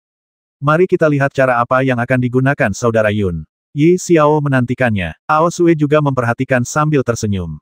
Akan sangat memalukan jika aku gagal menghabisinya. Haha, Qin Yun tertawa, tetapi ia merasa sangat santai. Raja Ibel Sayap Biru tergolong normal di antara ibel-ibel jahat di tingkat domain niat. Ia tidak seunik penguasa Pulau Sembilan Gunung yang memiliki gunung sebagai wujud aslinya. Qin Yun yakin ia pasti bisa menghabisinya selama tidak ada hal luar biasa yang terjadi. Pada saat itu di Azure Wingye, di sarang ibel yang kejam. Banyak setan yang menonton dengan gugup dari jauh. Kedua perempuan jalang ini bagaikan hantu yang menghantui dan tak mau pergi. Melalui formasi susunan, Raja Ibel Sayap Biru bisa melihat perahu berlayar menyusuri sungai dari kejauhan. Ia juga melihat pemuda itu berdiri di haluan perahu. Sekarang bahkan Qin Yun itu ada di sini. Memangnya kenapa kalau dia di sini wanita naga itu tak bisa berbuat apa-apa padaku? Qin Yun tambahan pun tak akan berdaya melawanku. Mata Raja Ibel Sayap Biru berkilat karena haus darah, tetapi dia juga menjadi lebih berhati-hati. Jika dipikir-pikir, wanita naga dan Qin Yun adalah dua eksistensi yang memiliki kekuatan tempur di alam Paramon. Di haluan kapal, Qin Yun mendongak dan menikmati pemandangan yang indah. Namun, pemandangan itu segera dirusak oleh aura ibel yang melesat ke langit dari kedalaman pegunungan di depan. Rakyat jelata tidak berani melewati tempat ini dengan kapal. Mereka lebih suka berkeliling daerah itu melalui sungai-sungai lain karena semua orang tahu bahwa ada ibel besar yang mengerikan mengintai di sana. Qin Yun, aku tidak punya dendam denganmu, dan aku juga tidak berniat menjadikanmu musuhku. Jika kau mundur, aku, Azure Wing, akan mengingat kebaikanmu ini. Dunia seakan menghasilkan suara yang dalam dan agung yang bergema di dalam ngarai Azure Wing. Kau ingin mendapatkan dukunganku, tapi rakyat jelata yang tak terhitung jumlahnya akan semakin menderita, kata Qin Yun sambil berdiri di sana dan mengamati formasi susunan itu. Suaranya menggema di seluruh lembah. Bagiku, yang terbaik adalah jika ibel-ibel besar sepertimu takut padaku. Tidak mudah bagi kita untuk berkultivasi. Apa kau benar-benar akan mempertaruhkan nyawamu dengan melawanku demi manusia-manusia seperti semut itu? Suara itu menggema di seluruh dunia. Trik kecilmu itu tidak akan mampu mengancamku. Qin Yun terkekeh. Kurang ajar sekali. Teriakan marah pun terdengar. Aliran sungai yang tenang di sekitarnya tiba-tiba bergejolak karena kekuatan formasi susunan. 6 ular hitam raksasa muncul dari air dan masing-masing berenang di udara dengan sangat cepat. Mereka memiliki kekuatan yang mengerikan saat mulai menyerang perahu dari segala arah. Arai ular hitam Qin Yun berdiri di haluan kapal saat sebuah pedang terbang melesat dari lengan bajunya. Dalam sekejap, pedang itu berkilauan beberapa kali dan menghabisi ular-ular hitam itu sepenuhnya. Bagaimana mungkin formasi ular hitam bisa langsung retak tanpa menimbulkan ancaman sebelumnya? Wanita naga itu butuh 7 atau 8 serangan untuk memecahkannya. Raja Ibel Sayap Biru, yang mengawasi dari gunung, terkejut. Selain menyelamatkan nyawanya, formasi-formasi sarangnya bisa digunakan untuk serangan balik. Formasi-formasi serangan balik ngarai sayap biru miliknya yang paling terkenal adalah formasi ular hitam. Di bawah kendalinya, kekuatannya luar biasa. Hanya itu yang kau punya. Qin Yun berdiri di haluan kapal dan menatap gunung menjulang tinggi di kejauhan. Pedang 7 pembunuhan yang berwarna abu-abu dan kabur yang menghancurkan 6 ular hitam itu langsung terbang ke langit dan menuju ke gunung. Bagi Qin Yun, menggunakan pedang 7 pembunuh kelas 1 melawan musuhnya merupakan bentuk penghormatan.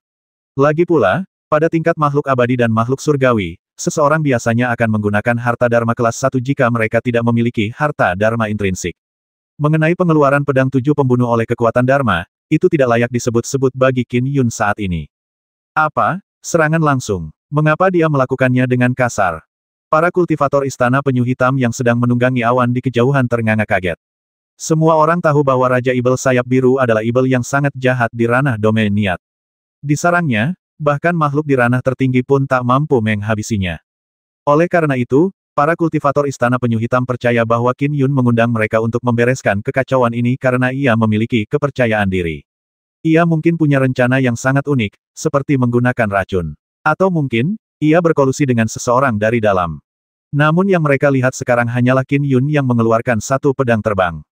Lancang, Raja Ibel bersayap biru berubah bentuk dan langsung menjadi ratusan kaki tingginya. Ia diselimuti lapisan sisik berwarna biru dan sayap biru membentang di belakangnya. Tubuhnya memancarkan aura hitam yang mengerikan. Dia juga mengembangkan Fian Body dan secara alami kuat dalam pertarungan jarak dekat. Kau mencoba menerobos formasi susunan dengan kekuatan brutal. Mata kuning Raja Ibel Sayap Biru dipenuhi cemoohan. Aku mungkin sedikit takut padamu di luar, tapi kenapa aku harus takut padamu di dalam formasi susunanku sendiri? Habisi. Raja Ibel Sayap Biru segera menghunus pedangnya. Pedang itu panjangnya beberapa ratus kaki dan kekuatan formasi susunan berkumpul di atasnya, membentuk kilatan pedang menyilaukan yang memanjang ribuan kaki. Kilatan pedang itu sangat besar, bagaikan gunung yang menjulang tinggi saat menghantam pedang terbang yang mendekat. Pedang 7 pembunuh melesat menembus langit dan memasuki sarang ibel. Qin Yun mengendalikannya dengan pikirannya, dan kekuatan pedang terbang itu meningkat secara eksponensial. Boom! Bumi bergetar hebat saat kekuatan langit dan bumi di sekitarnya memadatkan kilatan pedang sebagai respons. Lebih dari 100 kilatan pedang menyatu dengan pedang terbang, berubah menjadi kilatan pedang menyilaukan yang menyerupai naga yang sedang berenang. Dibandingkan dengan kilatan pedang Raja Ibel Sayap Biru yang mendominasi dan perkasa, sinar pedang terbang Qin Yun lebih terkendali. Pada saat kedua belah pihak berbenturan, kilatan pedang sepanjang 1000 kaki itu hancur seketika, menampakkan wujud asli pedang tempur itu. Raja Ibel Sayap Biru terlempar ribuan kaki ke belakang setelah dihantam momentum dahsyat itu. Ia menabrak puncak gunung di belakangnya, menyebabkan gunung itu bergemuruh. Sebagian gunung bahkan runtuh. Puff! Raja Ibel Sayap Biru memuntahkan seteguk darah saat matanya dipenuhi keterkejutan dan ketakutan. Aku punya formasi arai yang memperkuatku. Kenapa aku tidak bisa menangkis serangannya? Raja Ibel Sayap Biru merasa tak percaya. Namun, ia jelas merasakan kekuatan luar biasa yang terkandung dalam pedang terbang yang membuatnya kewalahan saat bentrokan sebelumnya. Ledakan, sinar pedang bagaikan naga telah memasuki sarang Ibel. Meskipun terhalang oleh lapisan formasi arai, Qin Yun dengan paksa menghancurkannya dengan kekuatan yang luar biasa. Formasi arai tersebut tidak mampu membelokkan pedang terbang Qin Yun dan bahkan nyaris tidak mampu menghalanginya, sehingga melemahkannya hingga 20 hingga 30%. Sangat mudah bagi formasi larik untuk melemahkan momentum. Misalnya, kekuatan pedang terbang secara alami akan berkurang saat berada di bawah air karena adanya hambatan air. Dengan logika yang sama, formasi larik mungkin tidak dapat sepenuhnya menangkis serangan, tetapi dapat menghambat pedang terbang dan mengurangi kekuatannya. Namun, Azure Wing Demon King masih tidak mampu menahan serangan itu meski telah melemah 20 hingga 30%. Itu akan datang. Raja Ibel Sayap Biru memegang pedang tempurnya, pupil kuningnya dipenuhi kegilaan. Dengan banyaknya formasi susunan yang memperkuatnya, ia maju dengan gila-gilaan untuk menerima serangan itu. Mustahil bagi makhluk di alam tertinggi untuk menghabisiku saat aku berada di dalam formasi susunan. Mustahil. Raja Ibel Sayap Biru mengayunkan pedangnya sekuat tenaga untuk menahan serangan itu. Kilatan pedang itu begitu dahsyat sehingga bahkan sisa ledakannya melukai banyak Ibel yang lebih rendah. Namun, Raja Ibel Sayap Biru tidak lagi mempedulikan mereka. Ah, larilah untuk menyelamatkan nyawa kalian. Cepat, menghindar. Para Ibel kecil berhamburan di tengah kekacauan. Mereka berusaha bersembunyi sejauh mungkin. Sisa ledakan dari pertempuran sehebat itu dapat dengan mudah memusnahkan mereka. Raja Ibel Sayap Biru yang besarnya ratusan kaki itu mengacungkan pedangnya dengan sekuat tenaga. Namun pedang itu terlihat kikuk dan menggelikan di depan kilatan pedang yang menyilaukan seperti naga. Ledakan, ledakan, sinar pedang terbang itu meneruskan serangannya yang tiada henti. Raja Ibel Sayap Biru mengacungkan pedang tempurnya 2 kali berturut-turut, tetapi sinar pedang itu terlalu cepat dan tak terduga pada kali ketiga. Pedang Raja Ibel Sayap Biru meleset, sehingga sinar pedang itu langsung menembus tubuhnya. Ah! Raja Ibel Sayap Biru langsung berteriak kesakitan. Dia berkultivasi dalam tubuh Ibel sehingga dia secara alami memiliki kekuatan vital yang kuat. Pedang terbang ini terlalu cepat. Sangat sulit bagiku untuk menghentikannya. Aku bisa menangkisnya 2 kali, tapi aku tak bisa menangkisnya untuk ketiga kalinya. Raja Ibel Sayap Biru merasakan kegelisahan yang luar biasa. Pedang terbang Qin Yun jauh lebih esoteris daripada kemampuan Raja Ibel Sayap Biru. Kini, dengan kekuatan Dharma Inti Emas Keunguan, kekuatannya sama dahsyatnya, tetapi juga jauh lebih cepat dan kuat. Kesulitan yang dibutuhkan untuk menangkis serangannya pun meningkat secara alami. Alasan mengapa ia bahkan bisa menangkisnya 2 kali adalah karena formasi susunannya telah memengaruhi kecepatannya. Swoosh! Sinar pedang itu merobek punggung Raja Ibel Sayap Biru dan melengkung agak jauh sebelum kembali menyerang. Aku tidak bisa membiarkan ini terus berlanjut. Luka di tubuhnya sembuh, tetapi Raja Ibel Sayap Biru merasa ngeri. Beberapa serangan lagi dan aku akan mati. Kabur. Saat Raja Ibel Sayap Biru mengendalikan formasi susunan untuk menangkis serangan itu dengan sekuat tenaga, dia mengepakkan sayapnya dan dengan cepat merobek langit. Seni terbangnya sangat mengesankan. Dia melarikan diri. Raja Ibel Sayap Biru melarikan diri. Para kultivator Istana Penyu Hitam yang menyaksikan dari kejauhan tercengang. Mereka melihat sosok raksasa terbang keluar dan sayapnya yang berwarna biru langit menutupi gunung. Dengan gema, sosok itu merobek langit dan berubah menjadi sebuah titik di cakrawala yang jauh. Dia melarikan diri dan meninggalkan tempat persembunyiannya. Dia bahkan tidak peduli dengan formasi susunan sarang itu. Jelas, formasi susunan itu tidak mampu menahan Qin Yun. Bagaimana mungkin Raja Ibel Sayap Biru tidak bisa dibunuh oleh seseorang di alam tertinggi saat dia dilindungi oleh formasi susunan sarangnya?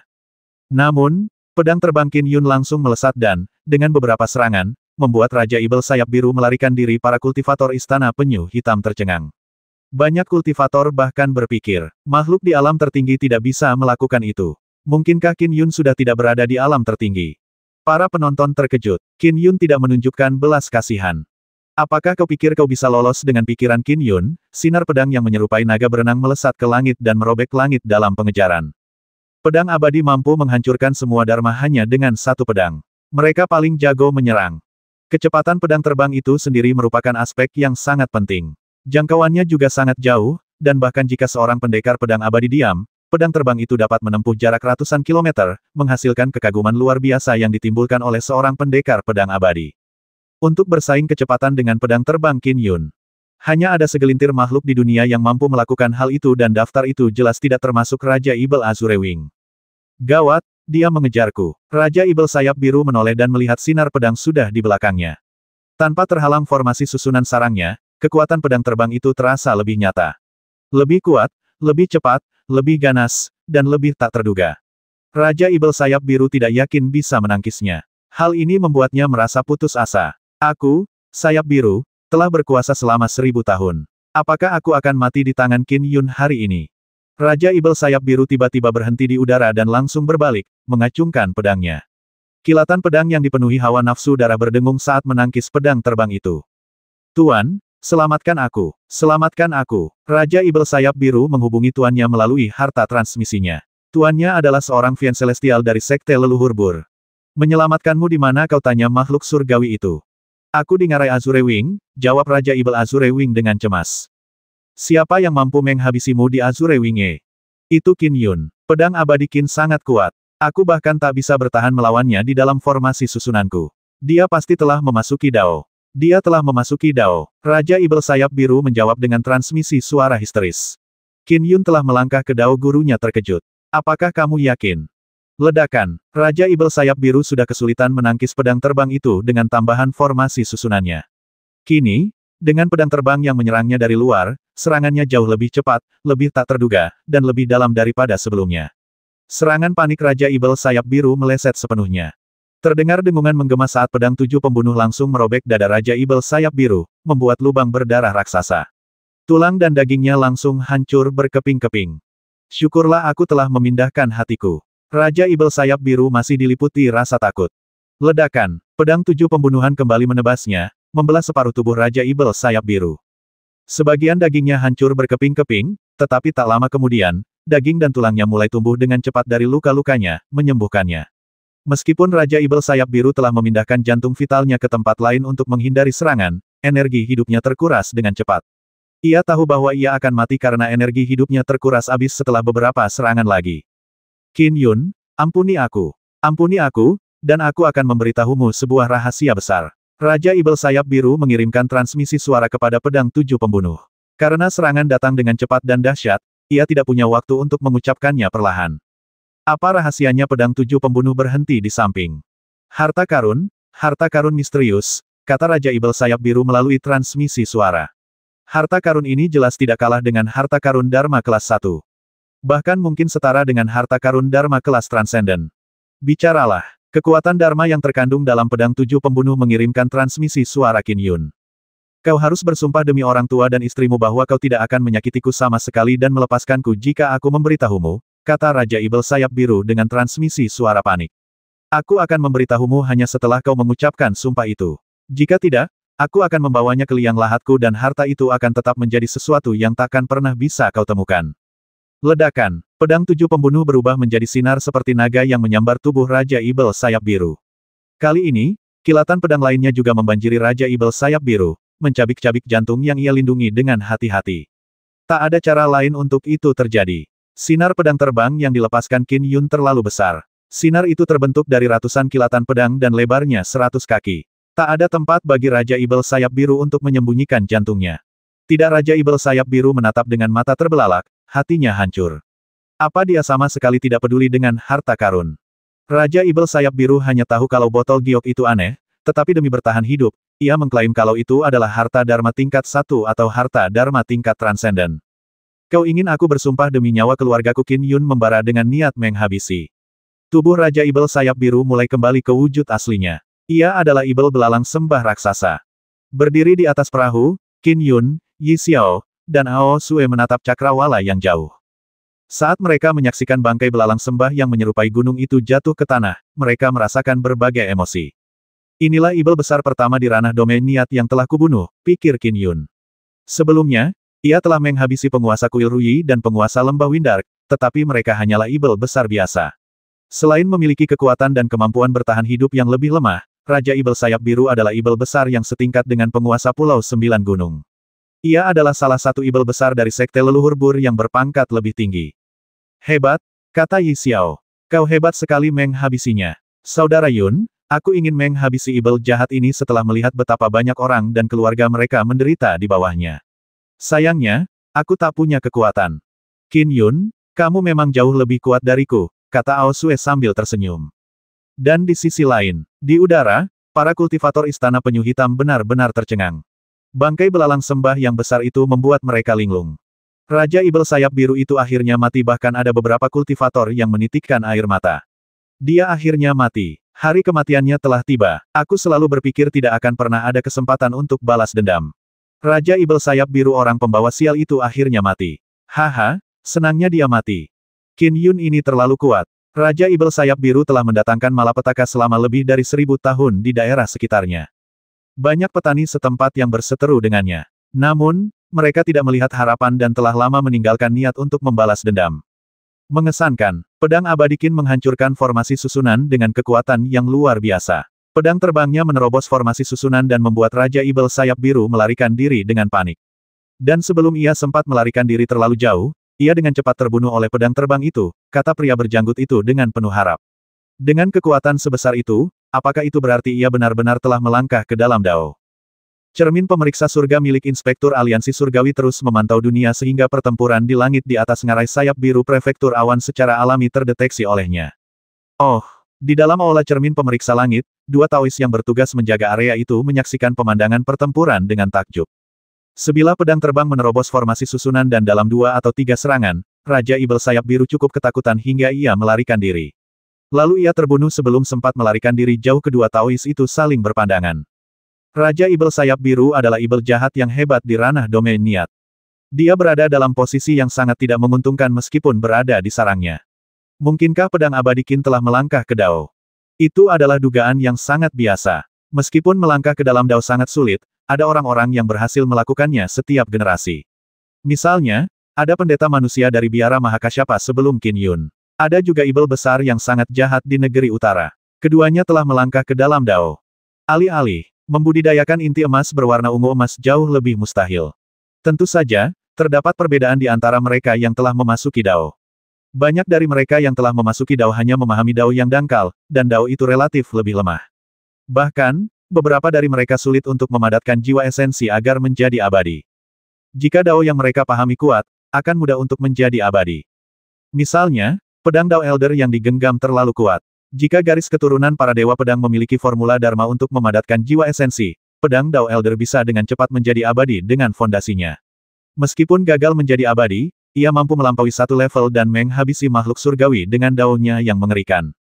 Dia baru mencapai alam Paramon beberapa tahun yang lalu, tapi dia sudah melangkah ke Dao. Mari kita segera melaporkan masalah ini. Kedua Taois itu tidak berani ragu lagi. Mereka segera melaporkan masalah tersebut kepada petinggi aliansi Inspektur Surgawi. Yang Mulia sudah meninggal. Yang Mulia. Banyak Ibel kecil di ngarai sayap biru menyaksikan bangkai belalang sembah raksasa itu jatuh. Mereka tak kuasa menahan diri untuk tidak terhuyung-huyung sebelum berhamburan dengan kacau.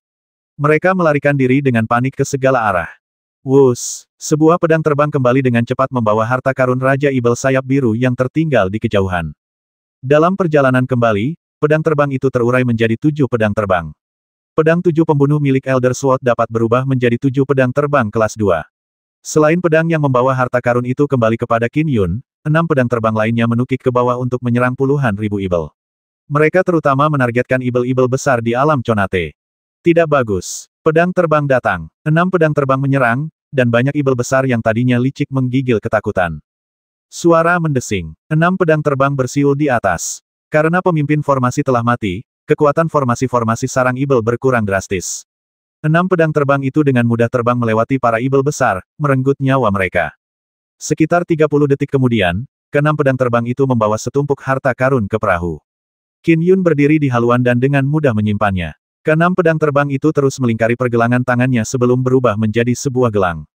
Pedang 7 pembunuh biasanya dikenakan sebagai 7 manik-manik. Aneh, di antara harta karun peninggalan Raja Ibel sayap biru, benda yang paling berharga adalah harta karun Dharma kelas 2. Qin Yun merenung dalam hati. Tapi sebelumnya, ketika dia memohon belas kasihan, dia mencoba merayuku dengan rahasia besar tentang harta karun yang tidak kalah dengan harta karun Dharma kelas 1. Bahkan bisa jadi harta karun Dharma kelas Transcendent. Ketika 6 pedang terbang menerjang sarangnya, aku tidak mendeteksi adanya harta karun kuat di sekitar melalui pedang terbangku. Xiao-Xiao, aku akan ke atas untuk melihat-lihat. Aku akan kembali sebentar lagi, kata Qin Yun kepada istrinya. Baiklah, Yi Xiao merasa sangat bahagia sambil tersenyum lebar. Qin Yun berubah menjadi sinar saat ia melesat langsung ke sarang ibel. Dewa Pedang Qin ada di sini. Banyak ibel merasa ngeri. Namun, Qin Yun mendarat di sebuah gunung, di sana ia mengamati sekelilingnya dan melepaskan domain niat pedangnya untuk menyelidiki area tersebut. Sambil berjalan-jalan, ia terbang dari satu gunung ke gunung lainnya, dengan mudah mengunjungi lebih dari 10 gunung yang mengelilingi area inti. Domain niat pedangnya mencapai ketinggian 1000 kaki, dan gunung-gunung yang lebih pendek tingginya hanya sekitar 1000 kaki. Domain niat pedangnya dapat dengan mudah memindai gua-gua utama. Tidak ada apa-apa. Qin Yun berdiri di puncak gunung dan sedikit mengernyit. Sepertinya aku tidak bisa menemukan harta karun dahsyat yang disebutkan Raja Ibel Sayap Biru. Qin Yun mengamati pegunungan di sekitarnya saat domain niat pedangnya menembus area demi area. Aku akan memberitahumu hanya setelah kau mengucapkan sumpah itu. Jika tidak, aku akan membawanya ke liang lahatku dan harta itu akan tetap menjadi sesuatu yang takkan pernah bisa kau temukan. Qin Yun teringat kata-kata Raja Ibel Sayap Biru sebelum ia terbunuh. Sesuatu yang takkan pernah bisa kutemukan dari kelihatannya, harta karun ini sangat sulit ditemukan. Qin Yun merenungkan masalah itu. Ia telah mencari di seluruh pegunungan di sekitar kediaman Raja Ibel Sayap Biru, tetapi tidak menemukan apapun. Aneh, kenapa dia tidak membawa harta karun sekuat itu? Kebanyakan kultivator atau setan besar akan membawa harta karun mereka yang paling penting. Mereka menghadapi risiko dicuri jika menaruhnya di tempat lain. Selain itu, dia tidak bisa menentukan kualitas harta karun itu. Qin Yun bingung. Jika itu harta dharma biasa, orang bisa dengan mudah menentukan apakah itu harta dharma kelas 1 atau kelas transenden. Entah harta karun itu terlalu istimewa, seperti mayat Vian Celestial dari alam lain, atau penuh bahaya. Dia tidak berani membawanya dan malah menyembunyikannya. Kalau bukan itu, berarti dia hanya tahu sedikit tentang harta karun itu, tetapi harta itu tidak ada di tangannya. Qin Yun menggelengkan kepalanya, dan ada kemungkinan lain dia sengaja mengarang cerita itu agar bisa bertahan hidup. Dia gagal menemukannya setelah pencarian berikutnya. Dan dari kejauhan, para penggarap istana penyu hitam terbang di atas awan. Lupakan saja, memangnya kenapa kalau aku tidak menemukannya, yang terpenting sekarang adalah segera berurusan dengan penguasa Pulau Sembilan Gunung, pikir Qin Yun. Pedang abadi Qin. Sekelompok kultivator dari Istana Penyu Hitam terbang mendekat. Mereka semua menatap Qin Yun dengan penuh hormat dan ketakutan. Terima kasih, Dewa Pedang Qin, karena telah membersihkan prefektur awan kita dari ibel jahat yang hebat ini. Para kultivator membungkuk dan berkata dengan sopan. Beberapa kultivator dipenuhi dengan kegembiraan dan rasa terima kasih. Mereka memiliki dendam terhadap Raja Ibel Sayap Biru.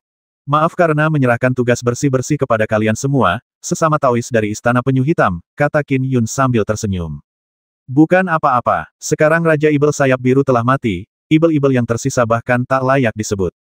Pria berjanggut itu melambaikan tangannya dan berkata, kalian semua, cepatlah dan taklukkan ibel-ibel kecil itu, ibel-ibel kecil ini adalah antek-antek Raja Ibel Sayap Biru dan mereka telah menyiksa manusia. Tak perlu mengampuni mereka. Ya, para pengikut alam bawaan dari Istana Penyu Hitam bergema serempak. Selain pria berjanggut yang berada di ranah inti emas Conate, murid-murid yang tersisa berada di ranah inti sejati Conate atau inti palsu. Menyerang sarang ibel dan membasmi ibel-ibel yang lebih rendah tentu saja mudah. Lagi pula, ibel-ibel yang lebih kuat telah dibunuh oleh Qin Yun. Aku ada urusan. Aku akan bergerak dulu, kata Qin Yun. Setelah itu, ia berubah menjadi seberkas cahaya yang terbang menuju perahu di kejauhan. Pria berjanggut itu memperhatikan dari kejauhan sambil mendesah diam-diam. Bahwa dia dengan mudah menghabisi Raja Ibel Sayap Biru, itu mungkin berarti pedang abadi Qin telah melangkah ke Dao. Dari semua makhluk, manusia, ibel, ras air pedang abadi Qin adalah salah satu dari 3 orang terkuat di dunia. Tapi dari kelihatannya, Dao yang dia pelajari tidak dianggap kuat. Qin Yun dianggap sangat biasa di antara mereka yang telah melangkah ke Dao. Qin Yun mendarat di atas perahu. Saudara Yun, apa yang sedang kamu selidiki ketika kamu mengelilingi gunung, tanya Yi Xiao penasaran. Sebelum Raja Ibel Sayap Biru meninggal, dia bilang punya harta karun yang sangat kuat. Dia bilang dia hanya akan memberitahuku tentang itu jika aku mengampuni nyawanya, jawab Qin Yun sambil tersenyum. Aku menggunakan domain niat pedangku untuk mencari di area utama tempat dia tinggal dan berkultivasi, tetapi tidak menemukan apapun. Sepertinya dia mungkin telah membuat harta karun itu untuk bertahan hidup. Yi Xiao mengangguk. Harta karun yang berharga biasanya dibawa sendiri. Berapa banyak orang yang akan meninggalkannya di tempat lain, mungkin itu bohong. Ao Sue semakin puas terhadap Qin Yun saat dia menatapnya. Kekuatan menantunya menjadikannya salah satu dari 3 teratas di dunia. Meskipun para dewa dan ibel lebih kuat, mereka tidak berani melanggar aturan surgawi. Ia sangat senang dan lega putrinya telah menemukan suami seperti itu. Xiao Xiao, ibu, Aku akan kembali ke prefektur Jiang, kata Qin Yun segera. Kekuatanku telah terungkap dan Inspektur Aliansi Surgawi kemungkinan besar sudah mengetahuinya. Kekuatanku juga akan menyebar di antara para ibel jahat, tetapi itu akan membutuhkan waktu. Selain itu, beberapa ibel jahat mungkin belum meninggalkan sarang mereka. Aku ingin segera pergi ke Pulau Sembilan Gunung di prefektur Jiang dan mencoba menghabisi penguasa Pulau Sembilan Gunung.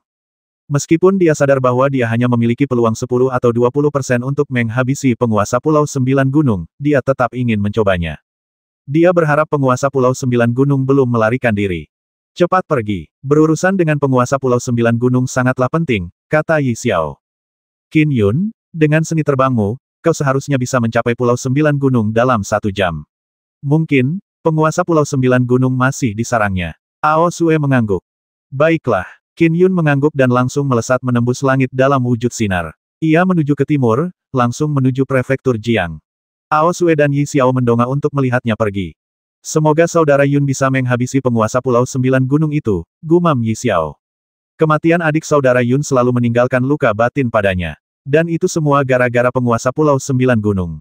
Kudengar penguasa Pulau Sembilan Gunung itu gunung yang sangat besar, dan kekuatan tubuhnya setara dengan kekuatan alam tertinggi.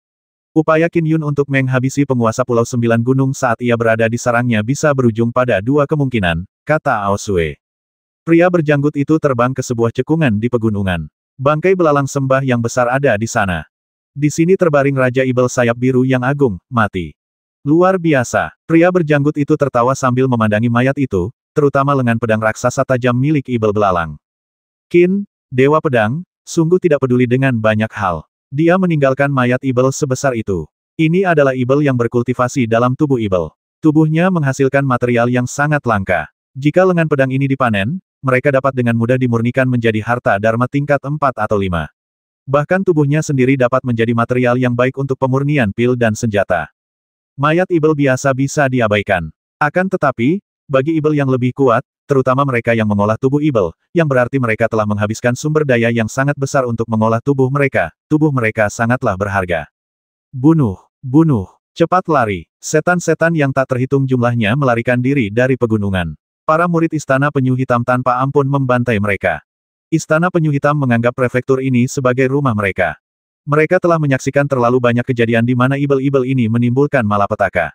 Banyak manusia telah mati di tangan mereka. Sekarang, wajar saja jika mereka tidak menunjukkan belas kasihan saat menghabisi manusia.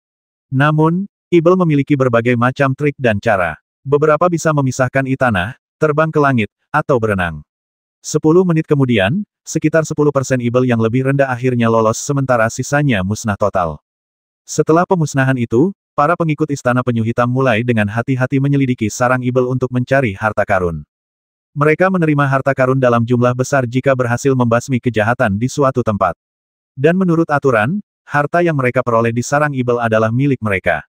Saudara muda Jiao, pergilah ke sisi sana sementara aku mencari di daerah ini, kata seorang Taois setengah baya.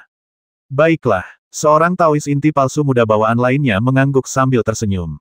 Tentu saja mereka perlu mencari di seluruh sarang Ibel. Lagi pula, kultivasi membutuhkan harta dan sumber daya. Taois setengah baya itu mengikuti jalan di lereng gunung dan dengan cepat memasuki gua yang agak tersembunyi. Oh, Taois parubaya itu memandang gua itu dan dengan hati-hati memeriksa area tersebut. Tidak ada apa-apa. Dia segera berbalik untuk pergi. Di sini. Di sini. Suara tajam terdengar dalam pikirannya. Taois parubaya itu terkejut. Siapa di sana? 30 kaki di depanmu, gali sekitar 10 kaki dalam dan kau akan dapat melihatku, kata suara tajam itu.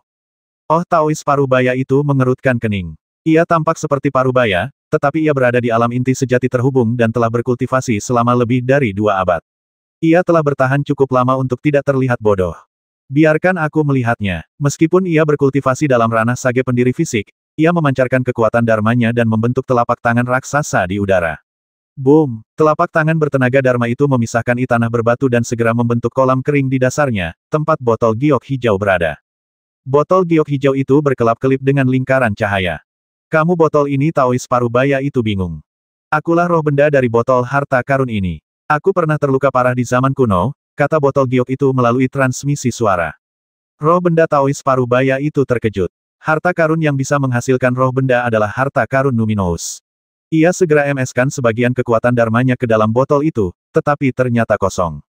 Ia kesulitan untuk memeriksanya. Botol giok itu melanjutkan, kau masih terlalu lemah. Kau tak mungkin bisa mengendalikanku. Namun, aku bisa membantu kultivasimu. Kau saat ini berada di alam inti sejati terhubung. Aku jamin kau bisa mencapai alam inti emas dalam 3 tahun. Di masa depan, bahkan ada kemungkinan kau bisa memadatkan jiwa esensi untuk menjadi abadi. Apa mencapai inti emas dalam 3 tahun? Taois Parubaya itu langsung tergerak. Dia hanya bisa hidup selama 300 tahun, padahal usianya sudah 200 tahun, usia yang dianggap normal di antara para murid alam inti sejati Conate di Istana Penyu Hitam. Dia bahkan belum menjadi duta surgawi inspektur token Azure. Dia tidak punya harapan untuk mencapai alam inti emas dengan potensinya saat ini. Pada saat itu, Taois Parubaya itu mengambil keputusan. Botol harta karun ini sepenuhnya milikku, Yushiki. Aku tidak boleh memberitahu siapapun. Di dalam botol, roh itu berpikir sendiri. Hehehe, manusia, selama mereka punya keinginan, pada akhirnya mereka akan kumanfaatkan dengan patuh. Keberadaan di dalam botol itu diam-diam gembira. Pedang abadi sebelumnya sungguh kuat. Bahkan penghalang formasi susunan pun tak mampu mencegahnya menghabisi ibel belalang sembah itu. Jika ibel belalang sembah itu membantuku selama 10 tahun lagi, aku pasti bisa lolos dari botol ini dan mendapatkan kembali kebebasanku. Aku harus sedikit bersabar dan mendidik kultivator manusia ini dengan baik. Aku akan memberinya beberapa keuntungan terlebih dahulu sebelum aku perlahan-lahan memanipulasinya agar menuruti perintahku. Beberapa saat kemudian, Taois Parubaya itu memegang botol giok seukuran jari di balik pakaiannya. Ia berjalan keluar gua sambil tersenyum. Kakak senior Yu, sepertinya suasana hatimu sedang bagus. Apa kau menemukan harta karun? Seorang murid istana kura-kura hitam berjalan mendekat dan berkata sambil tersenyum. Hanya harta Dharma kelas 8, jawab Taois Parubaya itu sambil tersenyum. Saudara muda Jiao, bagaimana menurutmu? Aku tidak seberuntung itu. Aku pulang dengan tangan kosong. Tidak ada harta karun, kata murid istana penyu hitam sambil menggelengkan kepala. Ayo pergi, kita lihat apakah ada hal lain di tempat lain, usul Taois Parubaya itu. Keduanya berjalan beriringan. Seperti banyak murid istana penyu hitam lainnya, mereka terus membersihkan sarang ibel. 220.